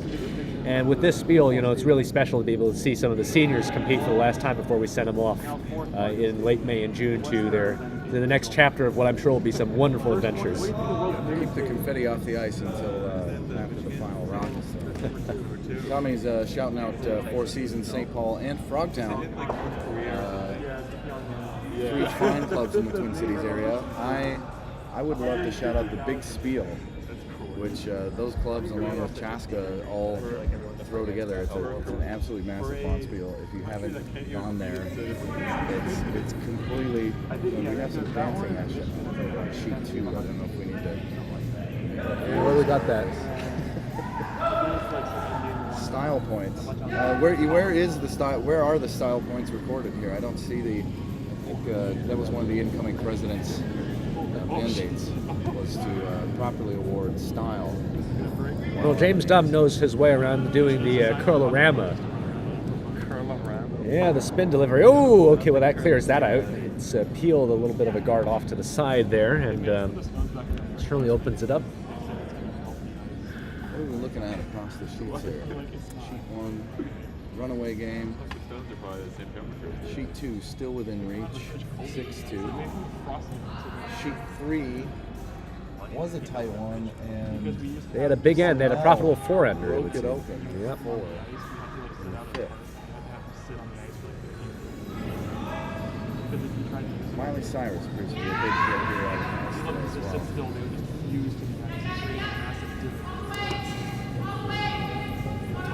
That was the request of the Penn State team that got them dancing. You know, Tommy, who's been watching our stream, we really wish he would be out here, but if the times line up nicely and we have enough money in our bank account, we're looking forward to joining him at the Dakota Curling Supply Spiel in what I believe is November, the weekend of November 10th. Like, it's worse when it pulls out your stone.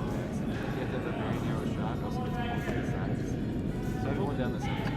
I'm hoping they're starting to fade Just away. glancing over at the bracket here, what do you think is the biggest surprise so far of the Bonspiel? It's fun. It's hard to say. Will, what do you think? I know at least I was surprised. We did not believe we had a bye going into the first round, but took advantage of it when Club no showed. So we are going into the semifinals, and that was at least a lot of fun compared to what was the alternative of a potential 4 games today. And not just go straight and then That's a stat spiel. Oh, yeah. Well, unfortunately, Princeton will not be making it to Monday because we lost our Friday night game, but Sunday, sorry. So it is what it is.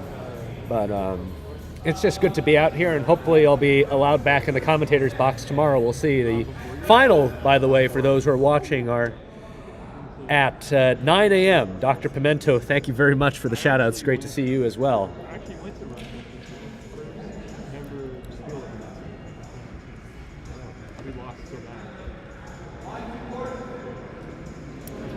So song change on the PA. I have the name of the song on the tip of my tongue, but I'm not sure what it is. Is it Sweet Escape? I think it is. My free time,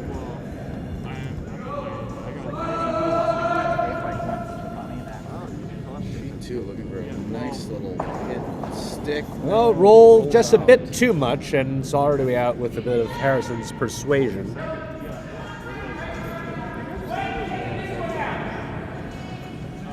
Penn State looking for a real big end here. And they certainly would need it. They are currently sitting 1, it would seem, but with, I believe, 2 rocks left, they could manage. They certainly see themselves being able to If manage. they can take this out, it looks like they'll be sitting at least 3. It always gets to me when I look at the scoreboard. Sometimes when you're only trailing by 2 or 3 points, because of the way the scoreboard is designed, it looks like you're trailing by a lot more than that.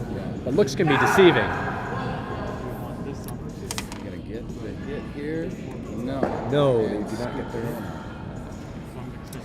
Well, folks, if you're just joining us here, we're currently at the inaugural Happy Valley Bonspiel in the commentator's box. Hi, my name is Brian Lee from Princeton University, and have the privilege of commentating alongside Will Trimble from RIT. and Sam Tibbetts from roomfitters.com. Good curling game. good curling game indeed. We are at the Pagula Ice Arena in State College, Pennsylvania, hosted by the generosity of Penn State and Penn State students. You can follow Curling PSU at Curling PSU on Instagram. Here is the scores as of right now, with just under 25 minutes on the clock. On sheet 1, we have Blue Handles Toledo 1 and Yellow Handles Penn Nova. The score is currently 10-1 in favor of the Penn Nova combined team, featuring Will Madowney, Sophie Legler, and Joe Sullivan. On sheet 2, we have Blue Handles Navy 2 and Yellow Handles Penn State 2. The current score is 6-2 in favor of Navy 2. And on sheet 3, we have RPI against Cornell. The score is 8-4 in favor of Cornell, although it was tight. Cornell did have a 4-stone end going into the 4th inning. Looks like we have for the 6th end of sheet 3 coming in. We'll see where it lines up for RPI. Sam, Tommy Lentz asked what program you're using for live streaming. OBS. OBS? OBS.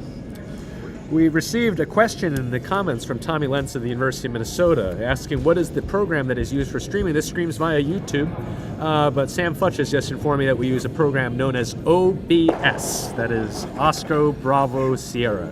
Also, the system that is running the cameras and doing all the actual production is Black Magic Design. We're sponsored by them.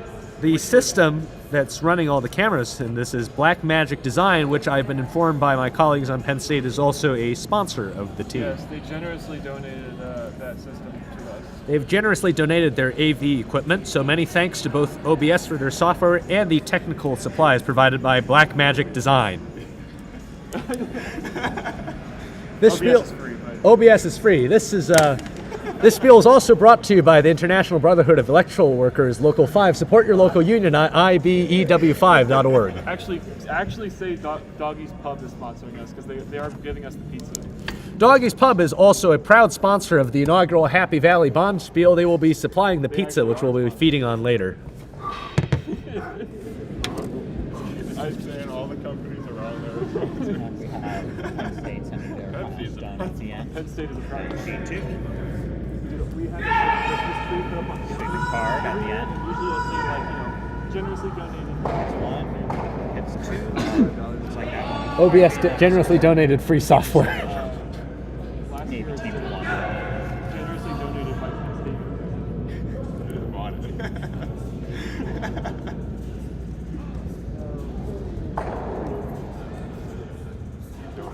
Sam, look at my pie charts now. You were going ham over there. Let me see. I still gotta do the executive summary. Hot. I like how you color coded them if you're all Penn State-y. It's got figure numbers. Yeah. Oh, it's got figures. Yeah. Speaking of gratitude, the Navy teams are coached by Lieutenant Commander Jim Fallon of the United States Naval Academy in Annapolis, Maryland, the physics instructor. The team curls out of the Potomac Curling Club, and I believe they're looking forward to hosting some Saturday afternoon friendlies in the coming fall. I gotta go to the warm room. I'm freezing. Yeah.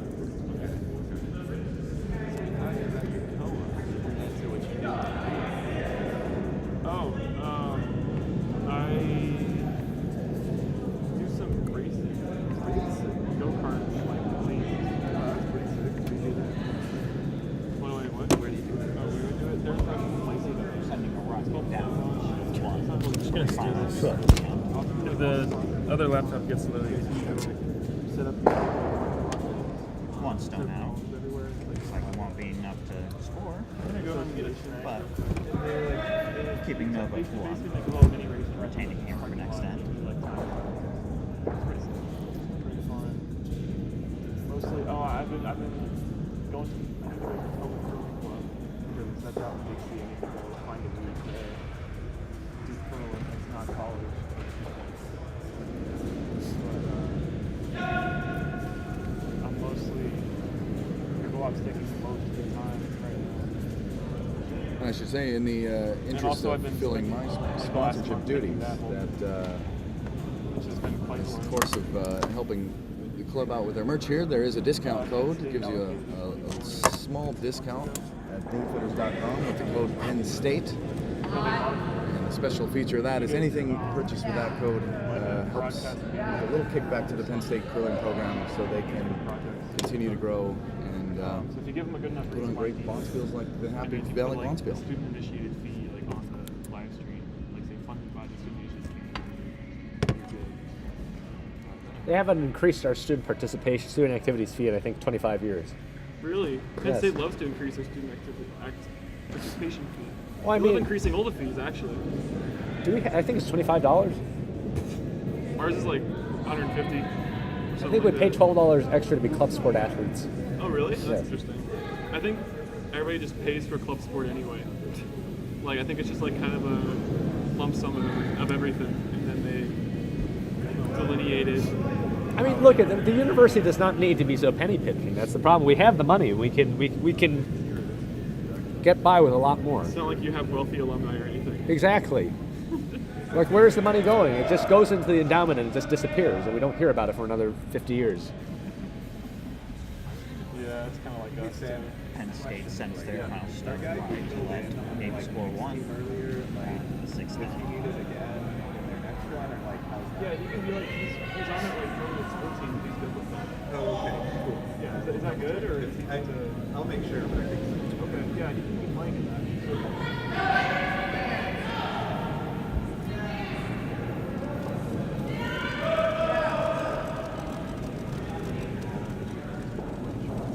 I don't know.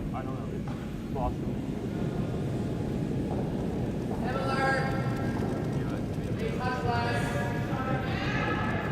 How you do it? Like, I know when you're walking. Moving into the 7th end on sheet 1. Looks like they want to manage a gentle tap on that, and will need it for sure. It'll stop right there. Different on I think he needs to come in.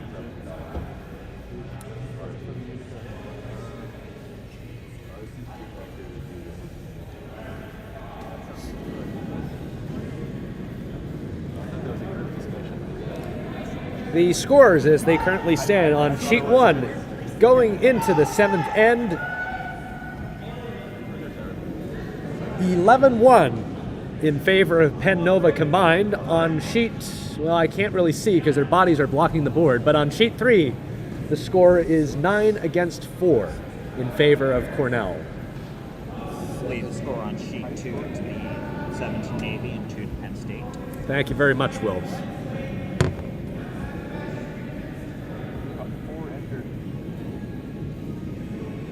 Multiple 4 enters across this. Let me ask you guys, how did you each get into curling? Well, in October, RIT was hosting their open house. Decided it'd be a lot of fun to show up. And then I got dragged along to a bunch of Bonspiels and been having a blast. It's nonstop. You were in it from the beginning. Yeah, Did you have a moment where it was like, oh, this is my thing? I have a skin condition that makes it hard to play various sports. Curling, however, is not one of them. So any sport I can play is an amazing sport to me. Medically appropriate. We love it. I started out, I curled very briefly when I was younger, but I had an awful nerve injury that kept me off the ice for a number of years, actually. And to this day, I have some balance issues. But I came back in college. Laura Katz, the Princeton skip and president, I met her at a writing program in Iowa when we were in high school. And we hit it off, and she started a curling team at Princeton along with another one of her colleagues from the Bay Area, and I joined in, and the rest is history. Oh, awesome. Yeah. Great. Love that. I love both stories of like, here's a sport that is accessible. Curling's a sport for the people who come into curling and the kids who get picked last for kickball on recess. The Penn Nova team is making their way back, moving gingerly, and appear to be quite pleased with their control over the scoreboard. I want to wear this.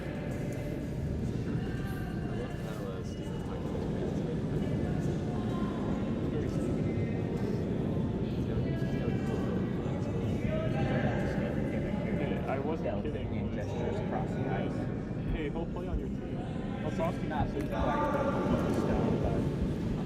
See what they're throwing out. Say sweetheart. Yeah, He knows every restaurant.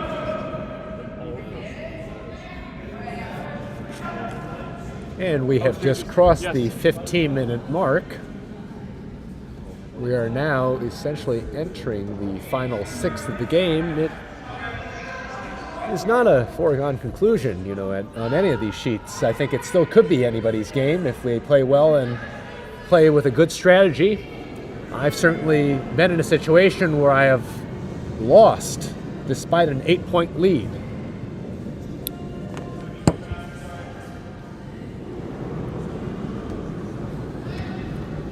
Will Madani stepping out of the hack with that beautiful tuck slide of his. Let's see where that's going to take him. It looks as though they want to get rid of that blue fella, but will they make it? Oh, and it just ticks the blue center line guard. A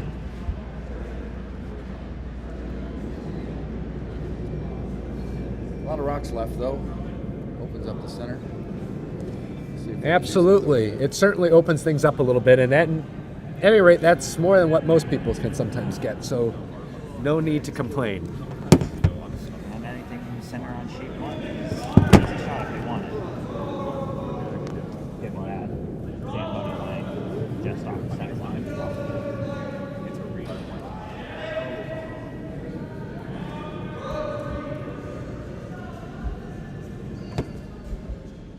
Toledo would really love to come away with a point on this end. Just to stick with it.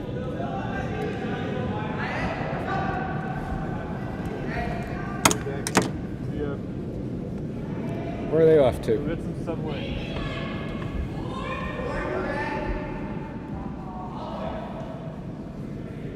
Voting closes the 1st, right? What? Voting closes the 1st?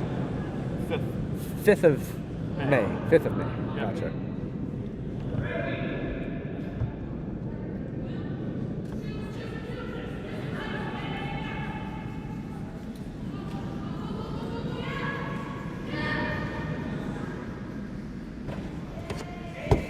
Down the ice they go, but not enough to push it out. In fact, they just bring it closer to the button there.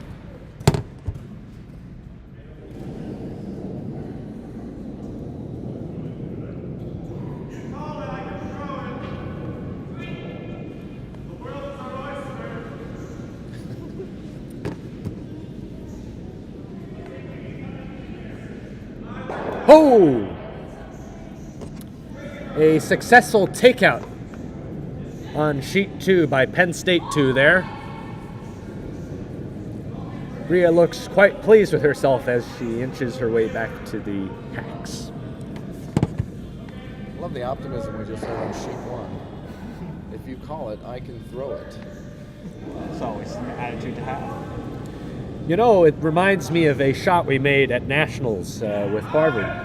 We were going into the final end without hammer. We were tied with 15 seconds on the clock. We did a double tap. It tapped off one, ricocheted off the other, and went right onto the button there. And we were shocked, but our skip, that was Daniel Dutt, said to us without very much of an expression of any sort, "Don't be surprised when I make the shot as called." It was certainly a surprising shot to see work from the Warner end. That was an amazing way to finish off. Cool play. It was a brilliant brilliant shot by a brilliant athlete.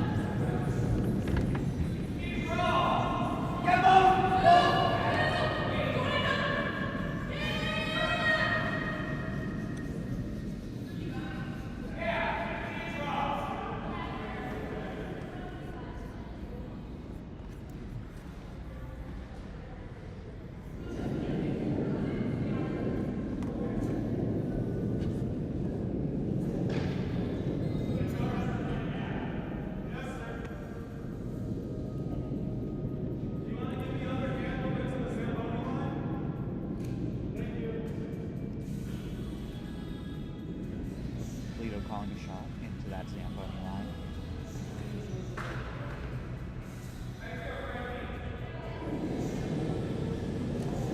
It is a real skill to be able to read difficult ice, to work with the conditions that you're presented with, trying to fight against them.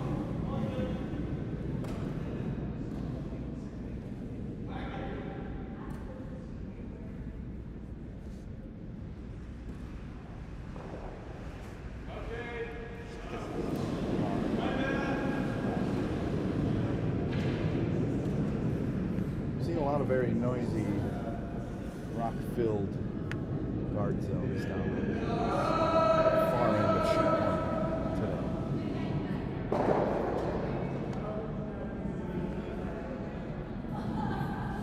I don't know how the ice has evolved over the day, but this morning when I played, it took about all of my might just to reach the button. Not that I'm very experienced with upweight shots, but it is certainly it is a sheet of ice to play on. We had fun on it.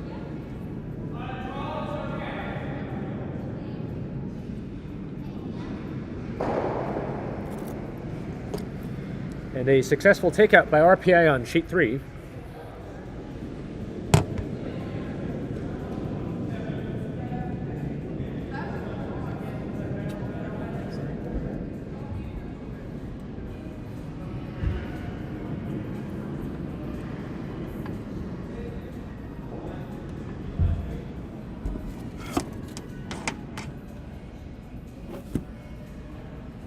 Beautiful draw on sheet 2 for Penn State. Got under cover too.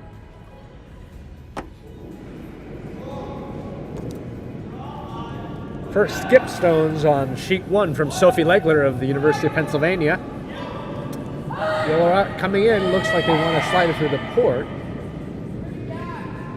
It's going to not make, it's going to make it through the gap, but it doesn't seem like it makes very much of a difference at this point. It still seems as though blue is sitting 1, but Sophie Legler has one more opportunity to make the shot as called. It's hard to argue with that, though. It's sitting right on the edge of the button within the 4 foot. Meantime, on sheet 3, we're looking at the final stone at the end for RPI. Looks like they are sitting 1. See what their plan is, see if they can score more.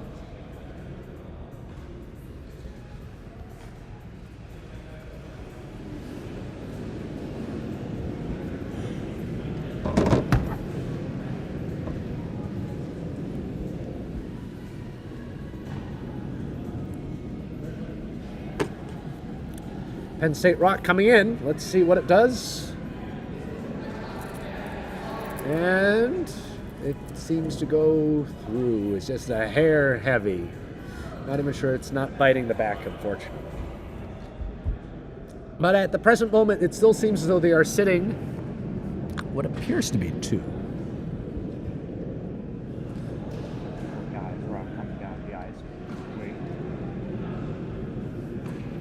First skips rock on sheet 1 from Toledo.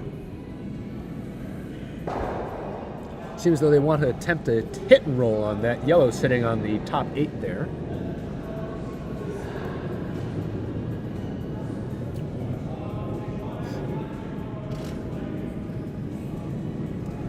Seems as though it might crash into those guards there. It's hard to tell from this angle. And indeed it does, although it might yield a biter. But it does not, unfortunately.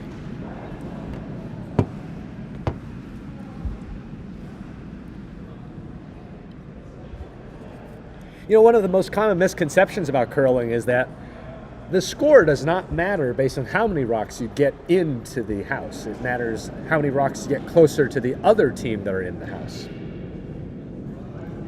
I remember spring break trying to explain that to my grandparents. You know, the other classic question I asked about curling is, do you do the sliding or do you do the sweeping? At the Utica Bonspiel, there was a couple of Wills who were leads, and I think we were starting a union after how much sweeping we had to do that weekend.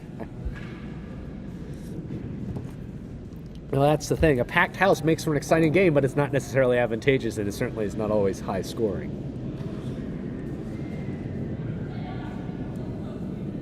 Sophie Legler is throwing her last stone for Penn on sheet 1, yellow rock. So they want to attempt to get through the port there. Sweeping very vigorously they are. It's almost there, it's all there. It might crash into the guards though. Is it gonna slide past the guards? It's gonna slide past the guards. Oh, and it nicks the blue one.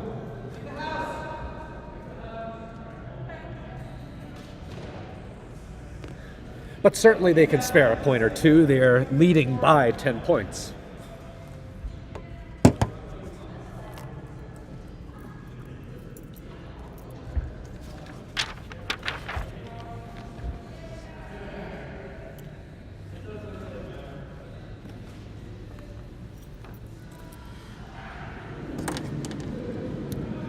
I've been just handed over a script by Harrison Cantor of Penn State.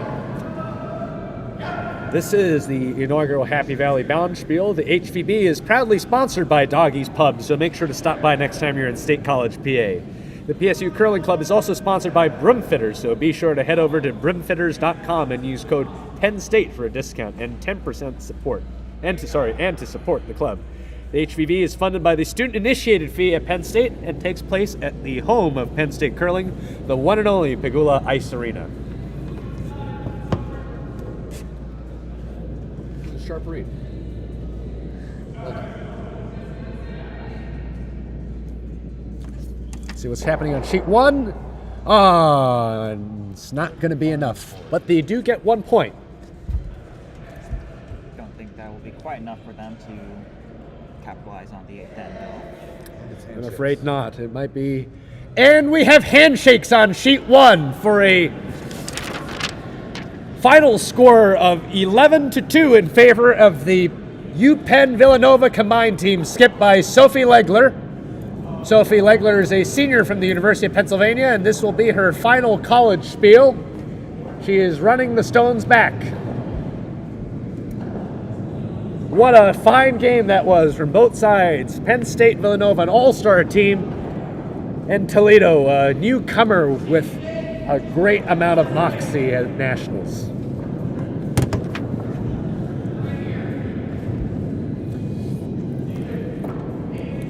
The Toledo skip is rolling past us. I've never seen this before. 5 rocks being run back at the same time.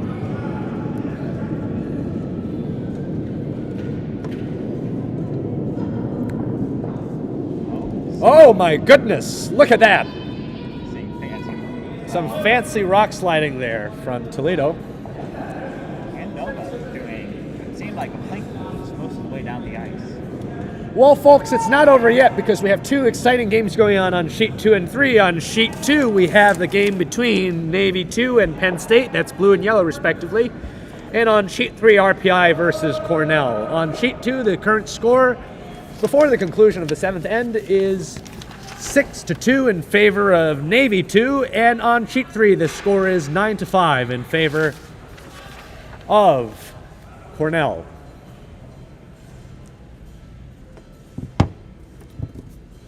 The time on the clock, just under 1 minute 30 seconds. The rule is they will complete this end and as needed, complete one more.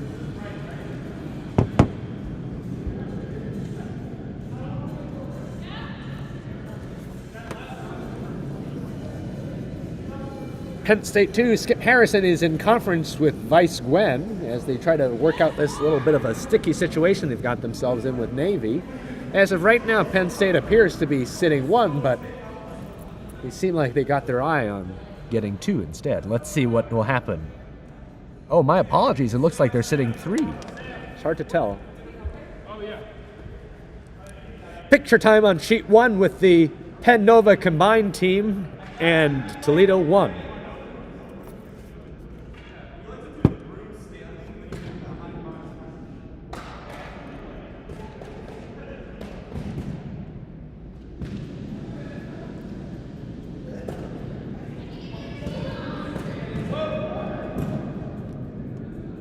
I did not know that brooms could stand up like that. I certainly can.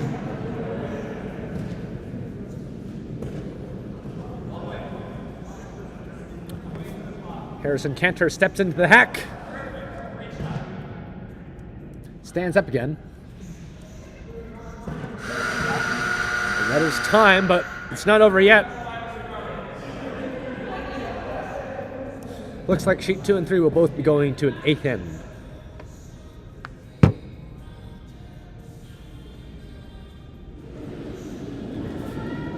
Harrison Cantor steps out with his one and only slide. The yellow rock is moving down the ice. It's coming in a little bit hot, but it will slow down. Oh my goodness, it seems to be on broom.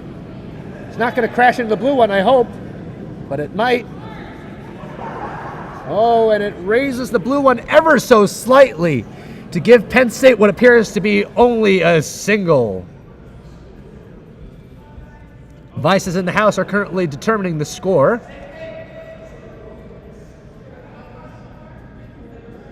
Seems as though an agreement has been reached. The present score then at the conclusion of the 7th end on sheet 2, 7-3 in favor of Navy 2. Navy gains hammer going into the final end.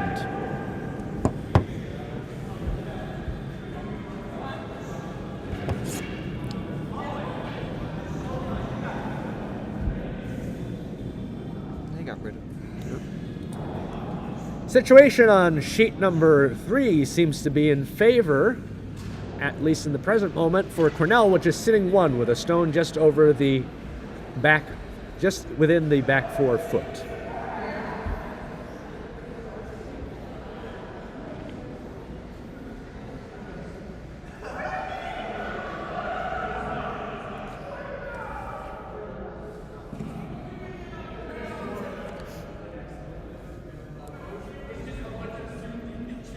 Seems as though the team on sheet 2 have called it a game. They have organized their rocks.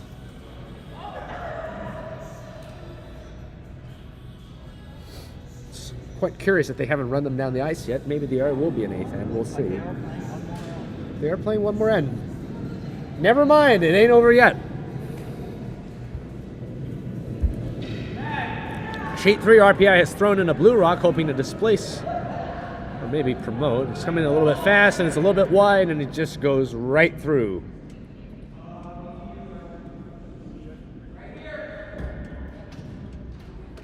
What a fine game this is.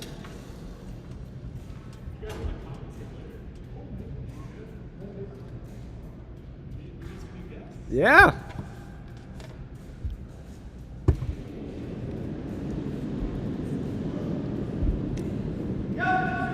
Cornell's coming out with a stone. Appears to be their vices first. The old rock coming in. Down there. See if it gets across the hog. It's not sure. Will, what do you think, Will? Yeah, I think it's short, but It's short. as a sweeper, I'm always sweeping it till it stops.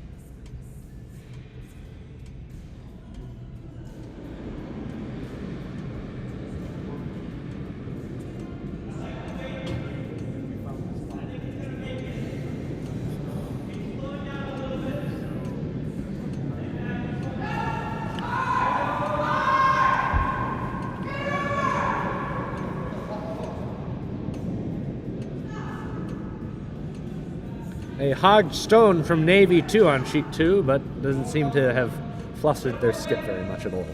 Stone through on sheet 3 for RPI.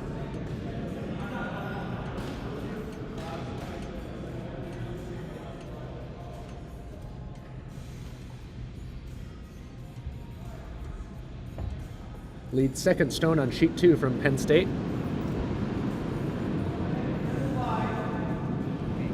Along with Vice's last stone on sheet 3 for Cornell.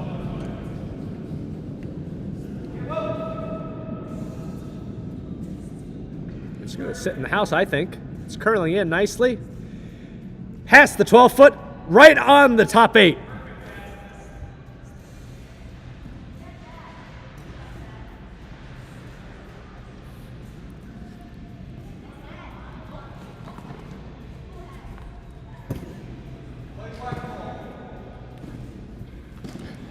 Navy skip is calling a takeout on the most recently thrown Penn State rock.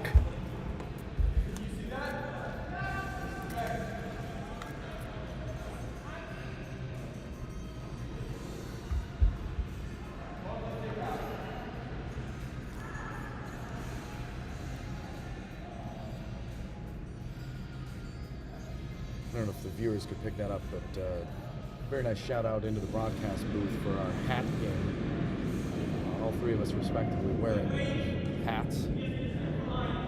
Repping the company merch, we got an RIT in blaze orange, a very resplendent orange. This is specially requested by my grandmother in order to pick me out on streams. Exactly. High visibility wear. And then we got the inflatable curling stone hat. Not the iconic tiger. No, it gets too hot in that, and my skip don't let me wear this hat on the ice, so. It is littered with the signatures of what I presume to be curling legends from our colleagues from various schools that we've picked up at Nationals. A lot of friends and staff members who really make college curling what it is, and this is a living tribute to their hard work and generosity of spirit. Once they figure out, oh, that was a nice draw. Penn State. Oh, nicely done. Right inside the forefoot.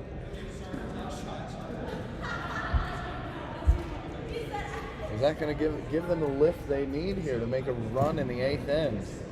It's certainly the start of something. 2 of the 4 they need to tie it in the house. Well, you know, in college curling, high-scoring ends 3 and 4 aren't as uncommon as they would be in professional curling, that's for sure. Certainly blank ends are a rarity rather than the norm. Maybe he's feeling a little bit of pressure here. They're trying to take that out, but I'm almost tempted to say that looks wide from here. Okay. All right, that will nick it out. Not quite the stone they called it on. That will do. Certainly cuts them down only to 1 at this time, and any stone taken out, not in play, is a stone that can't score. It's a numbers game at this point. One could argue it's a numbers game at all points. Penn State second coming out with her second stone.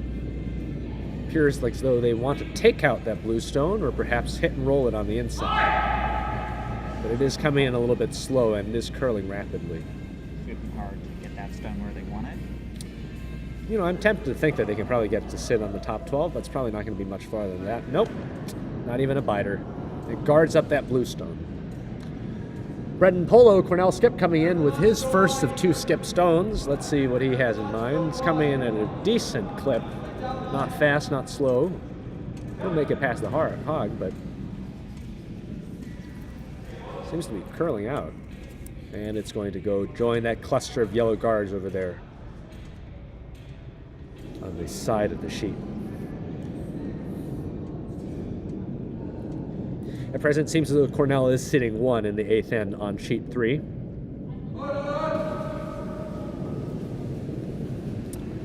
And oh my goodness! Oh, Penn State and Navy, that just knocked out, I believe, the wrong stone. They have 2 in the house, but should not include that Penn State rock sitting on the forefoot that much. I think they still have a decent shot at getting rid of that.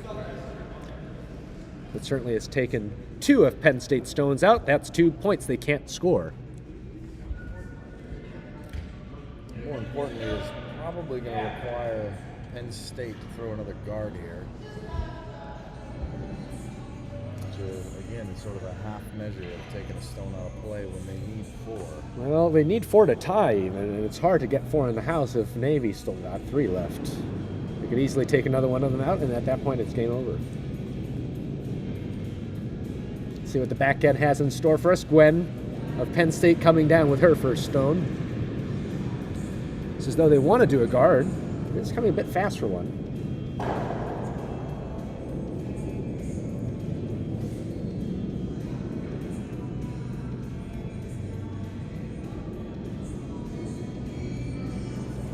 Oh, and it's actually going to knock one of theirs out. So at this point, they're still sitting 1. But, you know, at this point, that's probably fairly easy to take out. And you could also get the second one out if you aim it just right. Sheet 1 where you have that center line channel, Zamboni line to run down, but certainly a good, well-placed jump. Brendan Polo with the skips last rock on sheet 3. Let's see what they have. Pretty low stakes for them at this point. RPI is standing there waiting expectantly. Unfortunately, a victory for RPI at this point is a foregone conclusion. It crashes in. And it just brings another one into the house, but it's not going to let them score more, but it does allow them to shake on a most exciting game from both RPI and Cornell. 2 long-standing figures on the New York College curling circuit alongside RIT. The final score, it would appear, is 9-6. 9-6, because I believe Cornell scored 1 in the last end. All right, let's see the Vice's second stone on sheet 2. Harrison Cantor hopes that his Vice's stone will be able to join the one they have sitting on the top forefoot. Selling at them to vigorously sweep, but I have a feeling that it might actually crash into one of the blue ones and promote the blue stone. But will it stick around? Yes, it will. Yes, it will.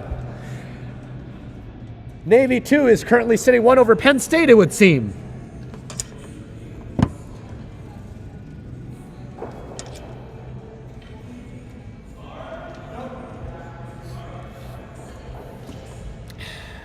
Navy Vice's first, Navy Vice's last stone. Saw a little frustration on the Penn State curlers, but I don't actually hate this house for them right now. They have some options, and with that blue stone there backing them, maybe gives them the chance to put a few more of those yellows around if they get. You know, that blue stone coming down the ice right now looks like it might crash into one of the yellows and have the same effect, wouldn't it? Oh, no. But it does guard up that Yellowstone. And that is fair enough. Sort of a good luck, bad luck situation on both sides. Cornell and RPI are exiting the ice for some brim stacking.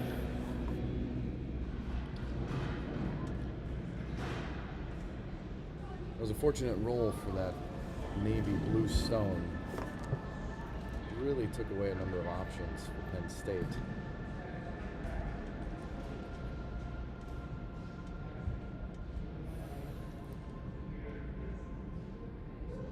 See Skips and Vice conferring, trying to figure out what they're going to do with this house. Looks like a conclusion's been reached.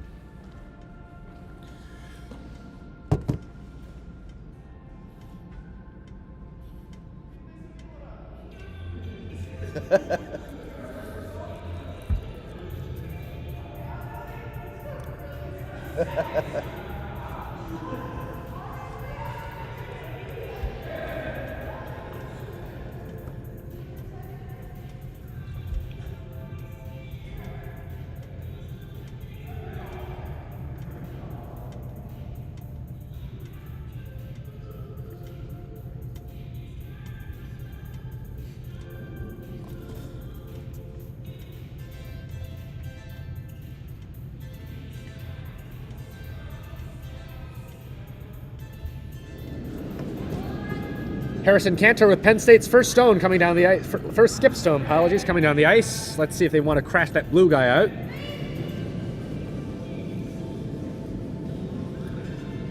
And it is coming in through the port, it would seem successfully, but it will miss, unfortunately.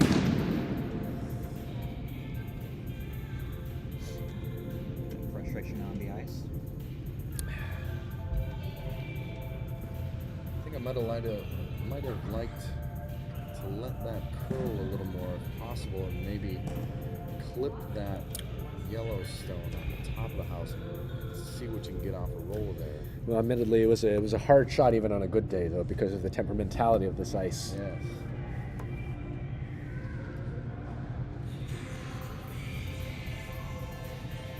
Spirit's still high for Penn State, though.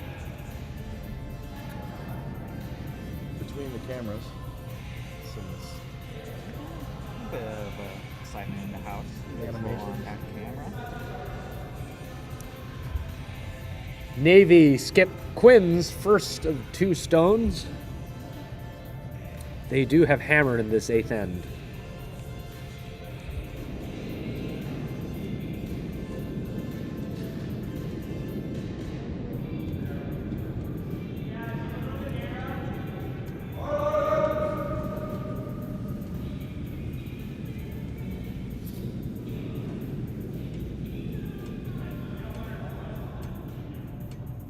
Tommy would love to know who is DJing. It's a bit of a mix. Harrison of Penn State is the phone. His phone is the playlist, but requests have been taken from various curlers. Certainly. Indeed, many of them have been quite enthusiastic about the fact that there is music. The Nutmeg Curling Spiel, there also is music, but it came from the adjoining ice rink, which had hockey games on the weekends.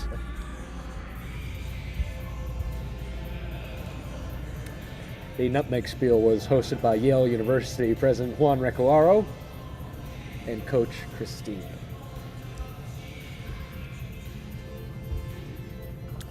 Skips last stone for Penn State on sheet 2, Harrison Cantor. Penn State is currently sitting 1, but in order to tie and go to an extra end, they will need 4, but indeed they have 3 in the house. There's a couple of blue stones which will make that a rather difficult situation. Penn State coming in with that beautiful knee tuck, back foot up slide. Let's see if they're going to be able to make that. And it will crash into the blue and fortunately take out a guard.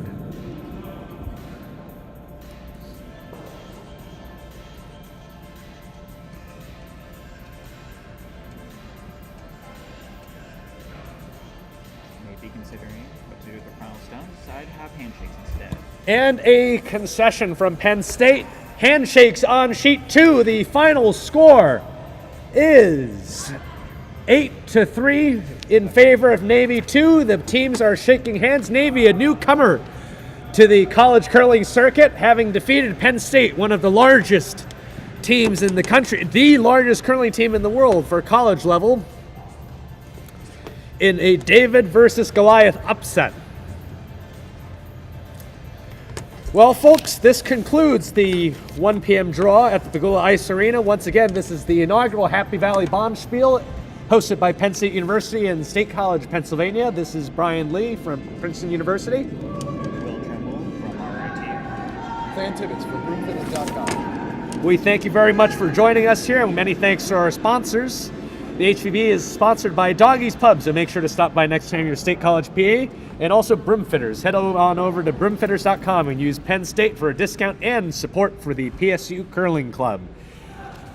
The Penn State curling team is supported by the student-initiated fee from the students at the Pennsylvania State University and takes place at the greatest ice arena in the world, the Pagula Ice Arena. Join us again at 4:30 p.m. in less than an hour, where we'll be having yet another draw with a different set of commentators. We look forward for you to join us. Until then, so long, and good curling. Good curling. Excellent work.